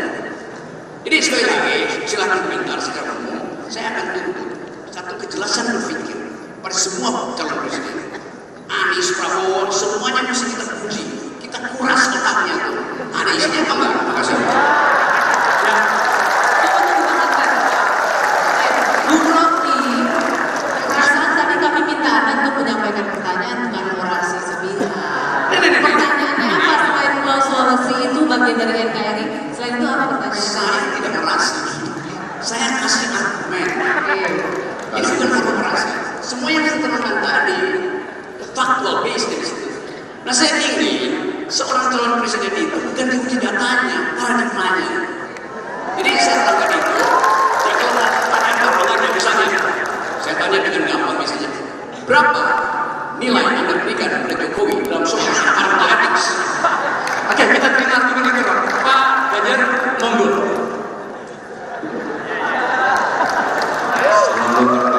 Rocky yang disampaikan. Tangannya meriah. Good. Anda tidak menyampaikan itu? Iya.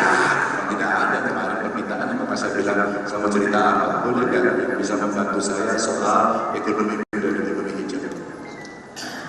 Tapi jangan tanya data lagi. Saya sampaikan data itu ada selera. Pak Ganjar ngomongnya gede banget. Gak ada datanya. Oh, ini orang suka data. Tapi Bung Rocky hari ini meminta saya untuk berbicara paradigma Jokowi. Maka kita harus menyenangkan banyak orang. Harus memberikan banyak orang termasuk yang hadir hari ini. Pak Ganjar setuju nggak dengan? Setuju. Lanjut. Apa yang mesti kita lakukan kita itu? Saya tanya plan. Apakah membangun sebuah ibu kota itu ada syaratnya? Jawabnya pasti ada. Apa saja? Semua yang ada disampaikan oleh negeri. Kondisinya, pembangunnya, ekosistemnya, lingkungannya, maka orang juga sudah KFS. Terus jadi undang-undang. Siapapun yang disumpah di situ akan melaksanakan undang-undang. Kalau misalnya begitu. Tinggal kemudian cara. Ada yang menginginkan itu 5 tahun selesai. Saya belum pernah lihat pengalaman membangun ibu kota 5 tahun selesai. Ada macam di Malaysia, ada macam di Amerika, ada macam di Australia. Tentu prasyaratnya akan dirinci. Dan itulah sebenarnya ketentuan teknis yang mesti dilihat. Ya di COP besok kami ketemu kemarin dengan beberapa orang. Di COP besok itu juru taktik. Apakah itu protokol masa itu akan ditaati atau tidak? Apakah pengurangan emisi akan dilakukan atau tidak? Maka suka tidak suka kami kemudian menghitung. Kalau kemudian kita memenuhi itu semua dan kita akan lebih cepat agar tidak terjadi global warming. Apa yang dilakukan? Oh, transisi dari sini di sini. Boleh ditampilkan? Ya, mohon dibantu Mas, materi slide-nya Mas Ganjar untuk ditampilkan di sini. Kita coba menghitung, lagi-lagi angka yang tidak suka saya minta maaf. Ini pernah kita lakukan. Ini contoh saja. Kalau kita mau melakukan transisi energi, kita membuat satu model. Saya undang ahli, karena saya tidak punya kemampuan untuk mengarang ini. Saya undang mereka. Model capaian persentase energi baru terbarukan. PLN juga membuat analisis. Ada air, geothermal, matahari, angin. Yang kemudian orang mengatakan itu lebih hijau, lebih bagus. Makanya, ini pertanyaan kita besar dan kan Anda masih pakai coal sekarang untuk energi Anda. Apakah Anda akan berubah? So pasti. Kita sudah sepakat. bisa dengan tiba-tiba seperti maunya orang lain. Karena kami punya itu. Maka teknologinya apakah saja? Oh, kita kerjasama kok. Ada salah satu proyek umpama yang dengan Jepang. Ada itu coba untuk mengerjakan. Ada teknologi namanya putra superkritikal. Tapi apakah akan terus-menerus? Tentu ketika kesepakatan lingkungan yang lebih baik, kita lakukan bersama-sama. Oh, ekspor kita terkait dengan batu bara juga berubah. Anda juga menggunakan, maka kita mencegah dan menggunakan. Selebihnya kemudian kita hitung, kalau kita menggunakan teknologi yang ada, menggunakan sumber daya energi yang ada, kita mesti memperbaiki, mencegah, mengurangi kerusakan lingkungan. Kita hitung kira-kira nilainya 1.317 triliun. Kemudian saya ambil datanya Kemenkes, ternyata akibat polusi 17,8 triliun. Maaf saya tidak bisa carikan untuk lebih mempermudah visual Bapak Ibu, agar kita bisa paham soal itu. Mari kita lihat, dengan angka segitu kita mau nekat di sana atau kita mau bergeser ke sana? Ketika kita mau bergeser ke kanan adalah kita bersenario bagaimana transisi ini dilakukan. Tapi kita mesti meyakinkan masyarakat dan hubungan dengan masyarakat sampai di Indonesia. Kita hitung. Kalau ini kita lakukan dengan bauran energi baru terbarukan, bauran dengan energi fosil, ternyata investasi yang kita butuhkan cukup tinggi, 1.300 triliun. Kita kerjakan sendiri, bisa. Riset dan development, kami ketemu para peneliti, mereka sekalian. Penelitian kami banyak yang bisa dipakai. Bung tapi dan perpustakaan nasional. Kita betul-betul ingin melakukan sebuah keseriusan perbaikan yang ada. Maka dari situ kemudian kita memunculkan bahwa 1.300 triliun transisi energi kita bisa kita siapkan rencananya dengan baik. Lalu apa yang dibutuhkan? SDM yang bagus, orang bekerja, investasi muncul. Apa sih ujungnya? Satu contoh yang tadi Bu Rocky sampaikan, Sulawesi dengan kondisi Walasi menyampaikan mineralnya banyak dan hari ini. Oke, ketika kita menghitung seperti itu, mari kita berkaitan dengan pola ini. Kalau kemudian itu kita kelola, ada nilai tambah yang akan menyelamatkan dalam jangka panjang.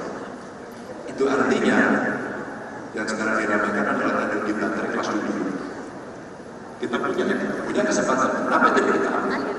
Bagaimana menjaga lingkungan? Oke, kita ambil orang bagaimana best practices mining yang harus kita lakukan. Oh.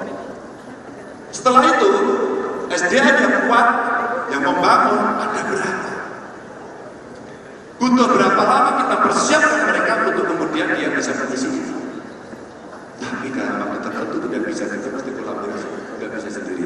Pendidikan, penciptaan lapangan kerja karena kita bisa lakukan itu. Ngobrol saya dengan Bu Beni, kita bisa mesti dia punya lithium, tapi nikelnya dari kita.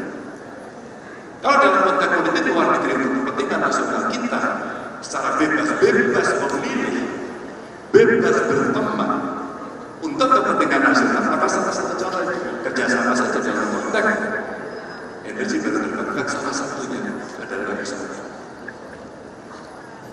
Kita siapkan itu semuanya, maka kita hidup dan kita menciptakan lapangan kerja yang lebih banyak tadi disampaikan. Semua coba kita atur untuk job creation. Potensi lapangan kerja yang akan terserap menjadi 3,7 juta. Mari kita siapkan dengan baik dan itu butuh masukan. Dan itu artinya butuh skill set. Karena ini lebih detail dan tadi di Indonesia detail. Ya. Mereka yang mengerti teknologi lingkungan, teknologi pangan, data saintis, mereka yang bisa membuat materi yang ada. Ini sesuatu lebih tajam dari otak saya. Yang benar, berlian saya ini lebih tajam dari otak kamu. Bahkan otak saya lebih tajam dari otak kamu. Seorang akademisi sekaligus pengamat politik Rocky Gerung menyebut cincin Hotman Paris lebih tajam dari otaknya. Merespon pernyataan tersebut, Hotman Paris murka dan membalas Rocky Gerung. Hotman mengatakan cincinnya lebih tajam dari otak Rocky Gerung. Hal tersebut disampaikan Hotman Paris melalui unggahannya di Instagram pada Senin 15 April. Hotman menyinggung pernyataan Roky Gerung dalam wawancara suatu podcast yang menyebut Hakim Mahkamah Konstitusi atau MK memutuskan hasil sidang berdasarkan ilmu sosiologi. Lantas Hotman menyinggung soal tuduhan utama yang dilayangkan kubu 03, yakni Presiden Jokowi melakukan nepotisme dan membeli suara rakyat dengan bansos.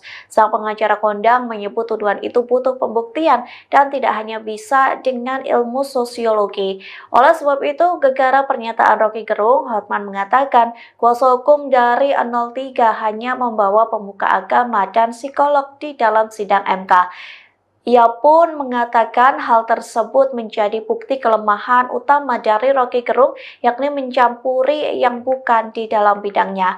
Hotman pun membalas saat Roky Gerung menyebut cincin berlian sang pengacara lebih tajam dari otak. Lantaran murka, Hotman mengatakan cincin yang dikenakan justru lebih tajam dari otak Roky Gerung. Tak hanya itu, Hotman mengklaim otaknya lebih tajam dari otak Roky Gerung. Hai Roky Gerung, kau menuduh berlian saya lebih tajam dari otak saya. Yang benar, berlian saya ini lebih tajam dari otak kamu. Bahkan otak saya lebih tajam dari otak kamu. Kamu menyebutkan di podcast agar Hakim MK memutus berdasarkan ilmu sosiologi.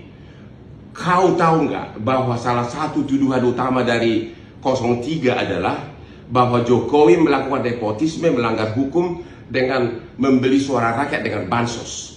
Itu kan perlu pembuktian hukum, perlu pembuktian hukum acara. Tidak bisa dengan sosiologi, harus ada bukti saksi fakta. Makanya gara-gara pendapat kamulah, Mulia Lubis, lawyernya 03, hanya membawa ahli agama etika yaitu Romo, sama 2 psikolog. Bagaimana bisa psikolog membuktikan adanya perbuatan melawan hukum tentang jual beli suara? Disitulah kelemahan kau yang utama, karena kau mencampuri yang bukan bidangmu. Kamu hanya tahu ilmu filsafat, ya. Kau mencampuri yang bukan bidangmu, Roky Gerung. Ini bukan bidang kamu. Sekali lagi, ini bukan bidang kamu. Ilmu sosiologi tidak bisa membuktikan adanya perbuatan melawan hukum, tapi harus ada saksi fakta. Oke? Memberikan komentar-komentar yang bukan bidangnya, akhirnya banyakkan omon-omon, ya. Pengacara kondang Hotman Paris Hutapea menantang akademisi Roky Gerung untuk membahas masalah korupsi timah yang merugikan negara hingga 271 triliun rupiah. Hotman Paris meminta agar Roky Gerung berpendapat dari sudut pandang hukum, bukan dalil yang disebutnya hanya omon-omon. Saat netizen menantang debat dengan Roky Gerung, sang pengacara Hotman Paris tertawa. Hal itu diungkapkan Hotman Paris melalui unggahannya di Instagram pada Selasa 9 April. Mulanya Hotman melayangkan pertanyaan kepada para profesor hukum pidana hingga akademisi Roky Gerung. Hotman menantang Roky Gerung memberikan pendapat soal korupsi timah berdasarkan sudut pandang hukum. Lantas dalam postingan tersebut banyak warganet yang menantang agar Hotman Paris berdebat dengan Roky Gerung. Menanggapi tantangan tersebut, Hotman kembali mengunggah sebuah video. Dalam video itu, Hotman tertawa menanggapi tantangan dari netizen. Menurutnya, ia tak cocok jika berdebat dengan Roky Gerung. Hal itu dikarenakan keduanya memiliki perbedaan ilmu. Sebagai seorang pengacara bisnis internasional, Hotman mengaku sangat menguasai bidangnya, namun bukan berarti ia menganggap remeh Roky Gerung. Sebaliknya, Hotman mengaku tidak paham soal filsafat layaknya Roky Gerung. Oleh sebab itu, sang pengacara meminta agar Roky Gerung tidak mengomentari hal-hal di luar bidangnya. Hotman lawan Roky Gerung? Nggak cocok, beda ilmu. Banyak orang ingin agar Hotman berdebat dengan Roky Gerung. Kan beda ilmu. Dia hanya ahli filsafat. Ahli filsafat. Mungkin dia sangat cocok menulis tentang filsafat-filsafat. Antara lain juga menulis seperti ingat nggak komik Koping Ho tentang yang banyak filsafatnya. Soal dia bisa pintar dalam bidangnya, bukan berarti dia pintar dalam bidang saya. Apa dia masa dia bisa berdebat sama saya dengan international finance litigation, international banking litigation, international arbitration, derivative swap, finance and banking litigation, construction litigation. Itulah bidang kerja saya. selama 36 tahun sebagai pengacara bisnis internasional. Ya, tentu dia nggak akan tahu. Bukan berarti saya bilang dia bodoh, enggak, tapi beda bidang. Makanya Rocky Gerung jangan terlalu memberikan komentar-komentar yang bukan bidangnya. Akhirnya banyakkan omon-omon, ya. Dia cuma ahli filsafat, coba berani ngomong. Ya, jadi kalau berdebat sama saya, apanya? Ya, saya sudah puluhan tahun berdebat dengan berbagai ahli pengacara internasional berbagai dunia. Tentu dia tidak beda bidang. Tentu saya tidak ngerti filsafat, oke? Jadi jangan bandingkan Rocky dengan Hotman, ya. Pengacara kondang Hotman Paris Hutapea turut memberikan analisis hukum kasus dugaan penghinaan Presiden Jokowi yang dilakukan pengamat politik Rocky Gerung. Hotman menegaskan hanya ada satu cara untuk menjadikan Rocky Gerung tersangka, yakni Presiden Jokowi membuat aduan ke aparat penegak hukum. Hal ini sesuai Undang-Undang ITE yang di dalamnya turut mengatur pencemaran nama baik. Di sisi terpisah, Presiden Jokowi tak mau ambil pusing dengan ucapan Rocky Gerung yang menyebut dirinya bajingan tolol. Jokowi bahkan menyebut kejadian ini sebagai hal kecil, namun para relawannya tak mau tinggal diam. Aksi protes relawan Jokowi terjadi di berbagai daerah dengan tuntutan agar Rocky Gerung segera ditangkap. Kepala Staf Kepresidenan Muldoko juga mengaku tak akan tinggal diam jika Presiden Jokowi terus dihina. Ia sampai mengucap akan mempertaruhkan nyawa jika hal yang sama terulang kembali. Mana Pak Hotman? Mohon izin majelis. Saya agak bingung, ini ahli hukum atau ahli ekonomi? Karena tadi pendapatnya itu sudah melebihi ahli hukum.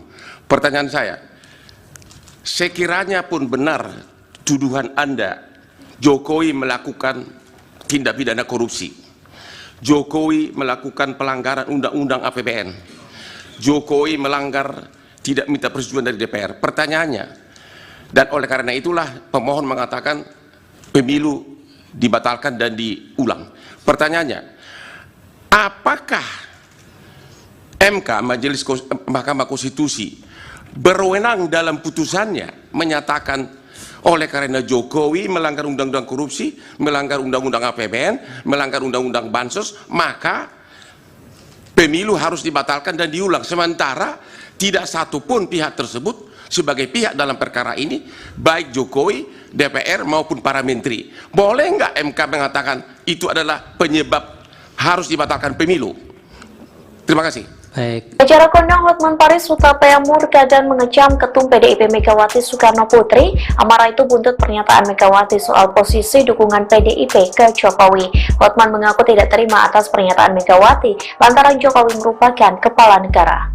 Amarah dan kecaman itu disampaikan Hotman melalui akun Instagramnya pada hari ini, Minggu 18 Februari. Hotman mengunggah kompilase video soal Megawati dan Jokowi. Dalam video pertama memperlihatkan pernyataan Megawati soal Jokowi merupakan orang yang kasihan jika tidak ada PDIP. Video kedua memperlihatkan saat Presiden Jokowi duduk di kursi kayu menghadap Megawati yang berada di kursi mewah. Hotman juga menyertakan pidato Jokowi yang mengaku diam saat direndahkan, difitnah hingga dihina.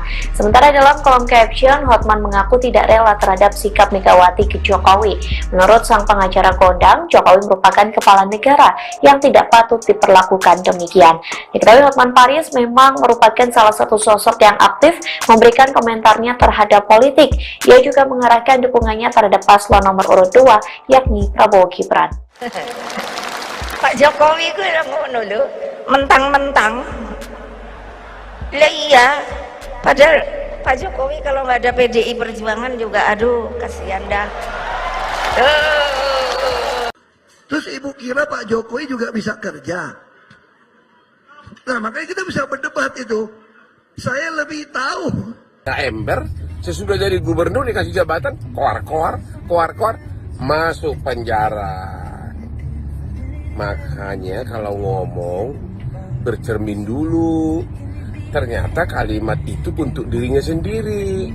Oke? Ngaca dulu bos, ngaca.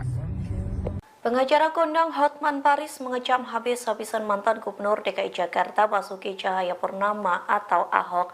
Kecaman itu buntut pernyataan Ahok yang dinilai mengkritik Presiden Joko Widodo dengan menyebutnya tidak bisa kerja. Hotman membela Jokowi dengan menyebut sang presiden bisa mengangkat narapidana menjadi komisaris Pertamina. Hal tersebut disampaikan Hotman Paris melalui akun Instagramnya pada Kamis 8 Februari. Hotman mengunggah potongan video Ahok yang menyebut Jokowi tak bisa bekerja. Lantas dalam captionnya, Hotman menjawab bahwa sang presiden bisa bekerja tak seperti yang diucapkan Ahok. Dalam tulisannya, Hotman mengatakan Jokowi bisa mengangkat mantan narapidana menjadi komisaris Pertamina. Hotman pun menyebut kondisi itu sebagai karya besar Jokowi lantaran tak mendapat keuntungan. Namun Hotman mengklaim Jokowi masih memberi jabatan dan gaji tinggi untuk Ahok saat mantan gubernur itu berada di titik terendah. Sang pengacara kondang pun mengunggah video terkait pernyataan Ahok sampai 3 kali. Menurut Hotman, Ahok divonis pidana lantaran tidak bisa mengontrol mulut. Dalam unggahan terbarunya, Hotman mengutip pernyataan Ahok yang menyebut memberi seseorang jabatan bisa mengetahui karakter asli dari seseorang. Lantas Hotman membenarkan pernyataan Ahok, namun pengacara berusia 64 tahun itu justru meminta Ahok berkaca. Yang mulutnya ember mengatakan, kalau mau tahu karakter seseorang, kasih dia jabatan. Bener banget itu. Pantas dia begitu dikasih jabatan gubernur, koar-koar, mulutnya ember, masuk penjara. Bener juga itu. Dulu sebelum dia jadi gubernur, nggak ember. Sesudah jadi gubernur dikasih jabatan, koar-koar, masuk penjara. Makanya kalau ngomong, bercermin dulu. Ternyata kalimat itu untuk dirinya sendiri. Oke? Ngaca dulu bos, ngaca. Dengan kekuatan argumen, dengan kemampuan untuk mengolah keadaan hari ini dan diseberangkan menjadi kebahagiaan. Itu calon presiden. Anda bisa bedain kan antara calon presiden, bekas presiden, dan presiden bekas. Anies calon presiden, SBY bekas presiden. Ada orang yang masih presiden, tapi udah jadi barang bekas. Nggak berguna lagi itu. Saya balik pada soal kita. Yang kita perlukan bukan forum debat yang dibangun oleh KPU, di mana moderatornya cuma jadi timekeeper, habis waktu. Dia nggak bisa interupsi kesalahan berpikir dari seorang kandidat di situ. Tibalah saatnya kita berbicara dengan Rocky.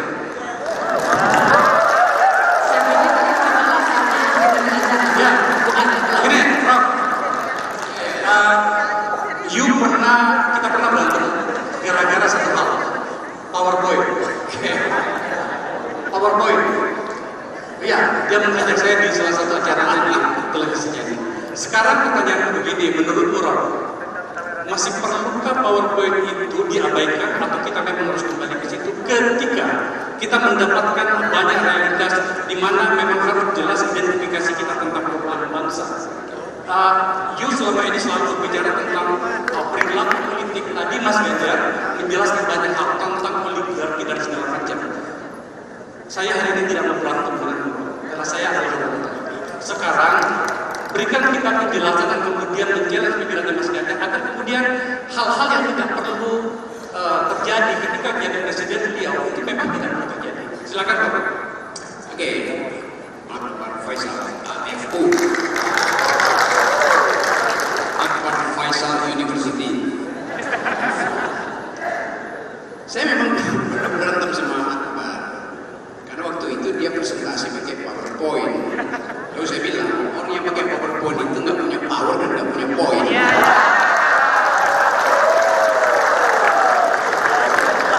Tapi bagi seorang calon presiden, yang dia ucapkan itu akan jadi arsip negara, dan itu mesti pakai PowerPoint.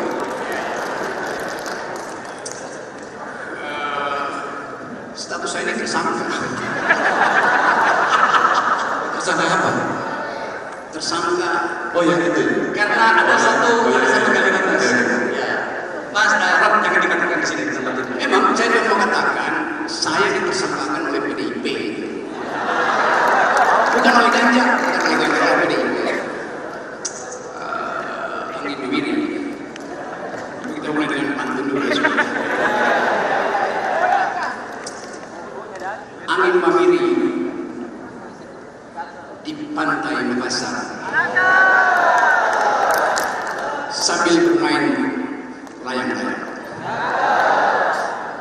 berdiri bersama Ganjar sambil menunggu Anies datang.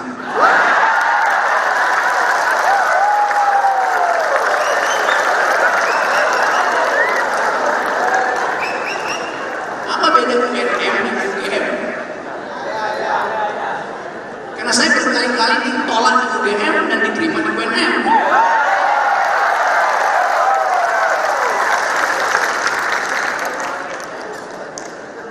Bedanya, beda capres. Tapi saya nggak peduli dengan perbedaan itu. Saya mau berbeda di dalam upaya untuk memperlihatkan apa sebetulnya ide di belakang calon presiden Ganjar tadi. Saya menyimak dengan cara saksama dan dalam tempo yang tidak cukup singkat. Beliau menerangkan problemnya. Lalu timbul pertanyaan. Biasanya yang diucapkan adalah jalan keluar. Karena problem itu ada di media massa segala macam.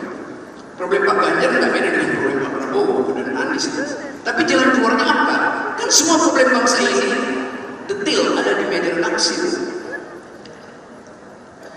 Misalnya, kalau kita mau supaya disability itu menjadi rendah, kalau kita mau penegakan hukum itu naik dari indeks yang tadi, kalau kita mau hak asasi manusia itu dicabutkan dari dasar kewarganegaraan bukan oleh negara. Pertanyaannya adalah misalnya, berapa banyak menteri yang harus dididik supaya paham HAM? Bahkan wakil menteri HAM ditangkap. Ya pasti ditangkap. Tapi dia masih diizinkan beredar di UGM sebagai profesor. Sebetulnya begitu dinyatakan tersangka dia mundur dari kegurusan. Itu problem etis kita yang satu. Yang kedua, untuk menghasilkan semua ide yang diucapkan oleh Pak Ganjar, ekonomi mesti tumbuh berapa persen? Tax ratio mesti diperbanyak, melebar ke berapa? Kan itu hal yang mesti langsung bisa dijawab gitu kan, supaya kita cek.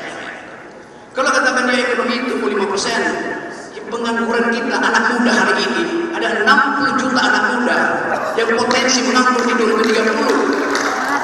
Ekonomi tumbuh 5%, itu artinya 5 kali 400.000. Setiap pertumbuhan 1% ekonomi menghasilkan lapangan kerja 400.000. 5% itu menghasilkan 2 juta orang. Lalu yang 58 ngapain? Jadi pertanyaan-pertanyaan fundamental ini mesti bisa dijawab. Per hari ini ada 19,7 manusia Indonesia tidur malam dengan perut kosong. Karena tingkat kelaparan di Indonesia paling tinggi di Asia. Per hari ini ada 15,5 juta gangguan mental. Dan akses pada kesehatan mental hanya 2%. Jadi ini real yang mesti dijawab secara tuntas. Oke, itu soalnya. Mesti kita olah supaya kita nggak beli kucing dalam karung. Seandainya pun Anda beli kucing dalam karung, nggak usah panik, karena karungnya bolong, udah ketahuan kucingnya apa. Tapi saya mau menghormati satu prinsip yang kita kembangkan hari ini, yaitu tadi kata Bang Nurdin, bertengkar di dalam ide, bertengkar di dalam pikiran. Oke, coba saya skip dulu ini. Saya mau lihat apa pengetahuan Pak Ganjar tentang keunikan Pulau Sulawesi.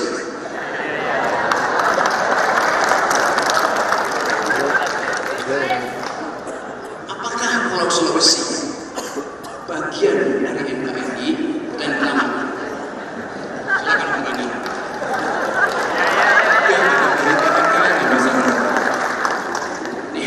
Saya tahu jawabannya seperti itu.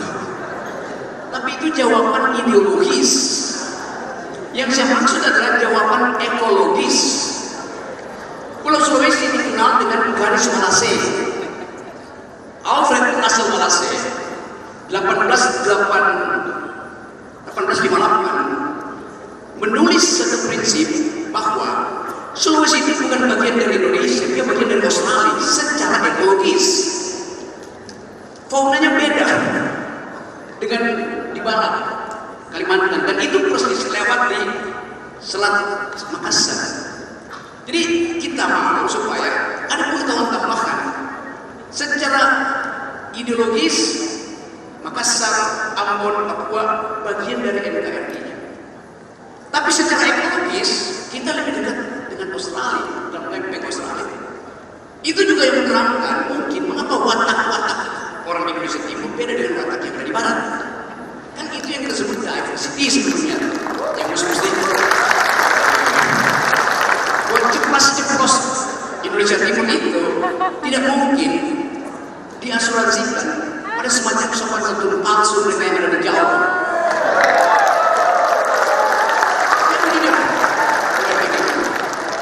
Jadi sebetulnya kalau kita sebut Sulawesi adalah pulau ekologis, sekarang dia berubah menjadi pulau oligarki. Yes, ekstraktif industri ada di Sulawesi tanpa mempertimbangkan kecelakaan ekologis.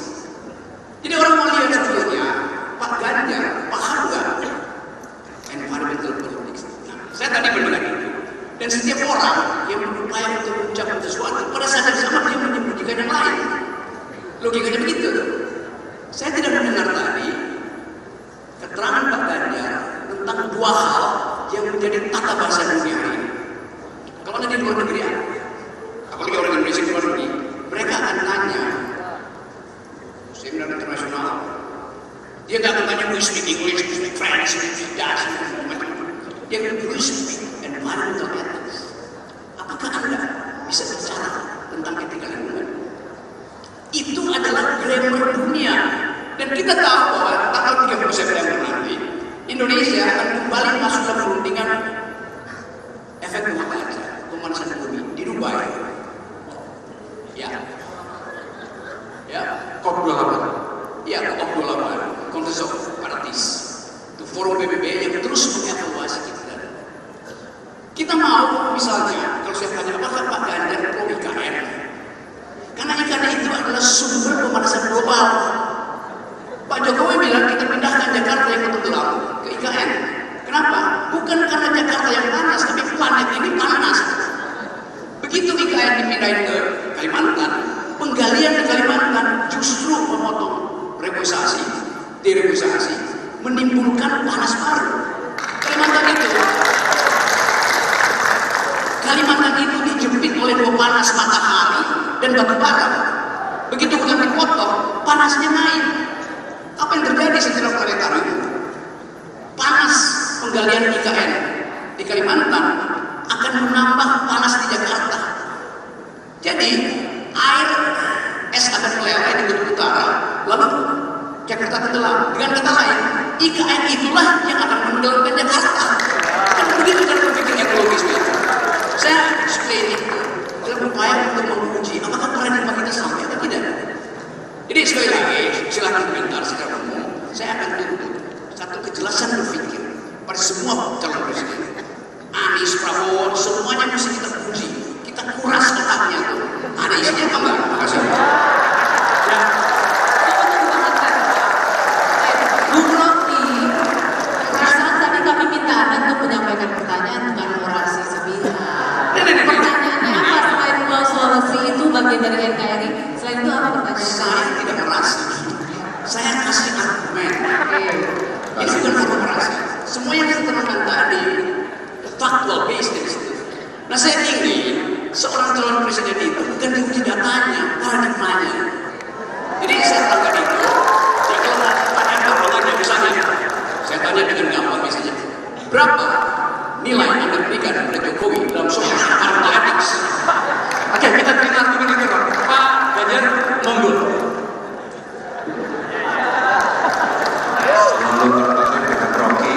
Sampaikan.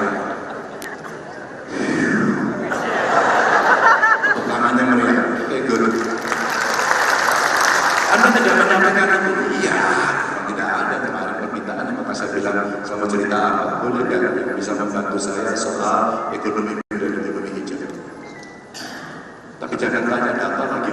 Saya sampaikan data itu ada selera. Pak Ganjar ngomongnya gede banget. Nggak ada datanya. Oh, ini orang suka data. Dan Bung Rocky hari ini meminta saya untuk berbicara paradigma itu. Maka kita harus menyenangkan banyak orang. Harus memberikan banyak orang termasuk yang hadir ini. Pak Ganjar setuju nggak dengan? Setuju. Lanjut. Apa yang mesti kita lakukan kita itu? Saya tanya planner. Apakah membangun sebuah ibu kota itu ada syaratnya? Jawabnya pasti ada. Apa saja? Semua yang ada di sana. Kondisinya, pembangunnya, ekosistemnya, lingkungannya, maka orang juga juga TPS. Terus jadi undang-undang. Siapapun yang disumpah di situ akan melaksanakan undang-undang. Kalau misalnya begitu. Tinggal kemudian cara. Ada yang menginginkan itu 5 tahun selesai. Saya belum pernah lihat pengalaman membangun ibu kota 5 tahun selesai. Ada macam di Malaysia, ada macam di Amerika, ada macam di Australia. Tentu prasyaratnya akan rinci. Dan itulah sebenarnya ketentuan teknis yang mesti dilakukan.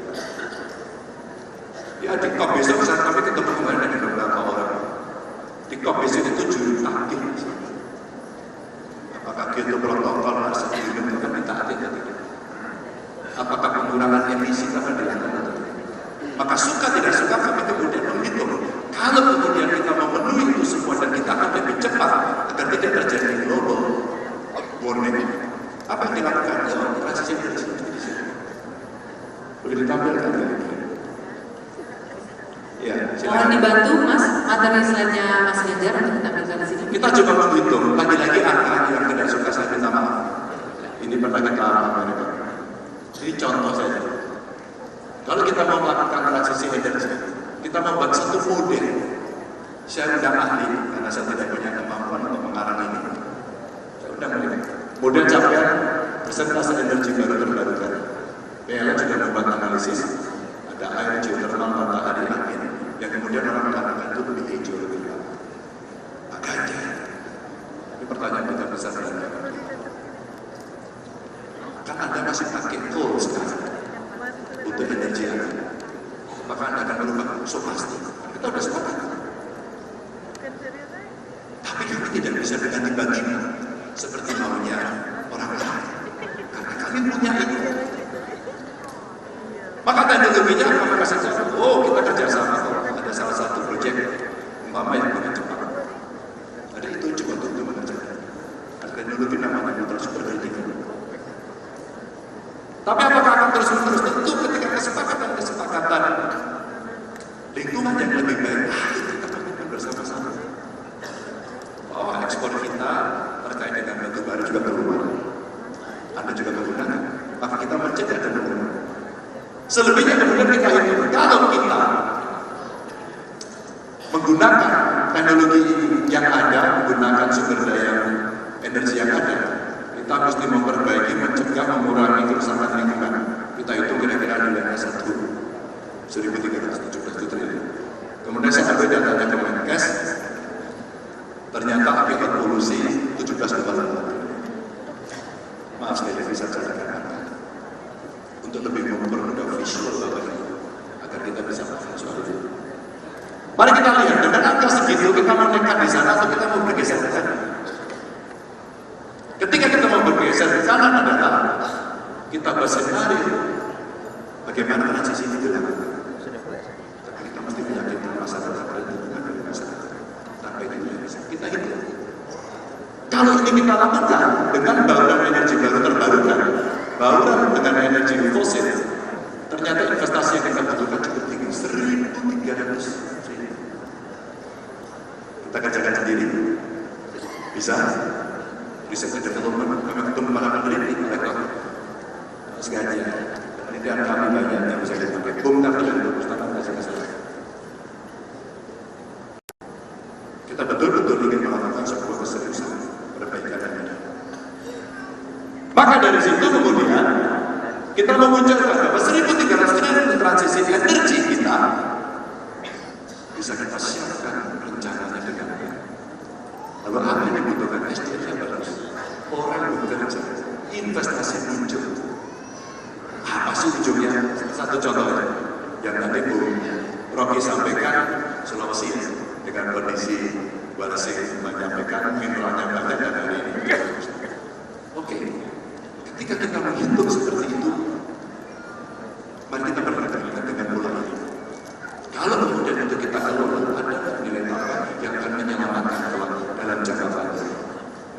Itu artinya yang sekarang diramaikan adalah tadi di baterai kelas dulu.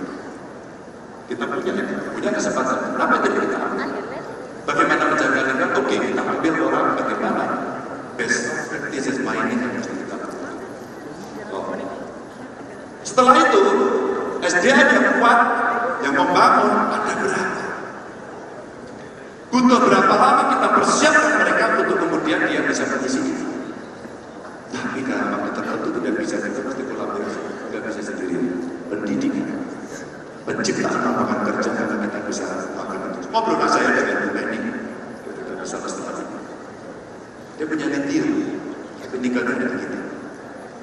Kalau dalam konteks politik luar negeri untuk kepentingan nasional kita secara bebas memilih, bebas berteman untuk kepentingan nasional, maka salah satu cara kerjasama saja dalam konteks energi terbarukan salah satunya adalah bersama.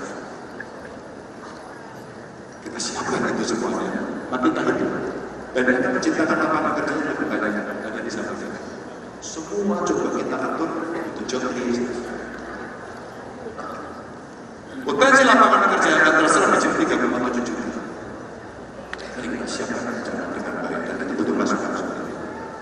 Dan itu artinya butuh skill set. Karena ini lebih detail dan tadi di Indonesia detail. Ya, mereka yang mengerti teknologi lingkungan, teknologi pangan, data scientist, mereka yang bisa membuat material yang ada. Ini sesuatu lebih tajam dari otak saya. Yang benar, berlian saya ini lebih tajam dari otak kamu. Bahkan otak saya lebih tajam dari otak kamu. Seorang akademisi sekaligus pengamat politik Rocky Gerung menyebut cincin Hotman Paris lebih tajam dari otaknya. Merespon pernyataan tersebut, Hotman Paris murka dan membalas Rocky Gerung. Hotman mengatakan cincinnya lebih tajam dari otak Rocky Gerung. Hal tersebut disampaikan Hotman Paris melalui unggahannya di Instagram pada Senin 15 April. Hotman menyinggung pernyataan Rocky Gerung dalam wawancara suatu podcast yang menyebut Hakim Mahkamah Konstitusi atau MK memutuskan hasil sidang berdasarkan ilmu sosiologi. Lantas Hotman menyinggung soal tuduhan utama yang dilayangkan kubu 03, yakni Presiden Jokowi melakukan nepotisme dan membeli suara rakyat dengan bansos. Sang pengacara kondang menyebut tuduhan itu butuh pembuktian dan tidak hanya bisa dengan ilmu sosiologi. Oleh sebab itu, gegara pernyataan Rocky Gerung, Hotman mengatakan kuasa hukum dari 03 hanya membawa pemuka agama dan psikolog di dalam sidang MK. Ia pun mengatakan hal tersebut menjadi bukti kelemahan utama dari Rocky Gerung, yakni mencampuri yang bukan di dalam bidangnya. Hotman pun membalas saat Rocky Gerung menyebut cincin berlian sang pengacara lebih tajam dari otak. Lantaran murka, Hotman mengatakan cincin yang dikenakan justru lebih tajam dari otak Rocky Gerung. Tak hanya itu, Hotman mengklaim otaknya lebih tajam dari otak Rocky Gerung. Hai Rocky Gerung, kau menuduh berlian saya lebih tajam dari otak saya. Yang benar, berlian saya ini lebih tajam dari otak kamu. Bahkan otak saya lebih tajam dari otak kamu. Kamu menyebutkan di podcast agar Hakim MK memutus berdasarkan ilmu sosiologi. Kau tahu nggak bahwa salah satu tuduhan utama dari 03 adalah bahwa Jokowi melakukan nepotisme, melanggar hukum dengan membeli suara rakyat dengan bansos. Itu kan perlu pembuktian hukum, perlu pembuktian hukum acara. Tidak bisa dengan sosiologi, harus ada bukti saksi fakta. Makanya gara-gara pendapat kamulah, Mulia Lubis, lawyernya 03, hanya membawa ahli agama etika yaitu Romo, sama 2 psikolog. Bagaimana bisa psikolog membuktikan adanya perbuatan melawan hukum tentang jual beli suara? Disitulah kelemahan kau yang utama, karena kau mencampuri yang bukan bidangmu. Kamu hanya tahu ilmu filsafat, ya. Kau mencampuri yang bukan bidangmu, Rocky Gerung. Ini bukan bidang kamu. Sekali lagi, ini bukan bidang kamu. Ilmu sosiologi tidak bisa membuktikan adanya perbuatan melawan hukum, tapi harus ada saksi fakta. Oke? Memberikan komentar-komentar yang bukan bidangnya, akhirnya banyakkan omon-omon, ya. Pengacara kondang Hotman Paris Hutapea menantang akademisi Rocky Gerung untuk membahas masalah korupsi timah yang merugikan negara hingga 271 triliun rupiah. Hotman Paris meminta agar Rocky Gerung berpendapat dari sudut pandang hukum, bukan dalil yang disebutnya hanya omon-omon. Saat netizen menantang debat dengan Rocky Gerung, sang pengacara Hotman Paris tertawa. Hal itu diungkapkan Hotman Paris melalui unggahannya di Instagram pada Selasa 9 April. Mulanya Hotman melayangkan pertanyaan kepada para profesor hukum pidana hingga akademisi Rocky Gerung. Hotman menantang Rocky Gerung memberikan pendapat soal korupsi timah berdasarkan sudut pandang hukum. Lantas dalam postingan tersebut banyak warganet yang menantang agar Hotman Paris berdebat dengan Rocky Gerung. Menanggapi tantangan tersebut, Hotman kembali mengunggah sebuah video. Dalam video itu, Hotman tertawa menanggapi tantangan dari netizen. Menurutnya, ia tak cocok jika berdebat dengan Rocky Gerung. Hal itu dikarenakan keduanya memiliki perbedaan ilmu. Sebagai seorang pengacara bisnis internasional, Hotman mengaku sangat menguasai bidangnya, namun bukan berarti ia menganggap remeh Rocky Gerung. Sebaliknya, Hotman mengaku tidak paham soal filsafat layaknya Rocky Gerung. Oleh sebab itu, sang pengacara meminta agar Rocky Gerung tidak mengomentari hal-hal di luar bidangnya. Hotman lawan Rocky Gerung? Nggak cocok, beda ilmu. Banyak orang ingin agar Hotman berdebat dengan Rocky Gerung. Kan beda ilmu. Dia hanya ahli filsafat. Ahli filsafat. Mungkin dia sangat cocok menulis tentang filsafat-filsafat. Antara lain juga menulis seperti ingat nggak komik Koping Ho tentang yang banyak filsafatnya. Soal dia bisa pintar dalam bidangnya, bukan berarti dia pintar dalam bidang saya. Apa dia masa dia bisa berdebat sama saya dengan international financial litigation, international banking litigation, international arbitration, derivative swap, finance and banking litigation, construction litigation. Itulah bidang kerja saya selama 36 tahun sebagai pengacara bisnis internasional. Ya, tentu dia nggak akan tahu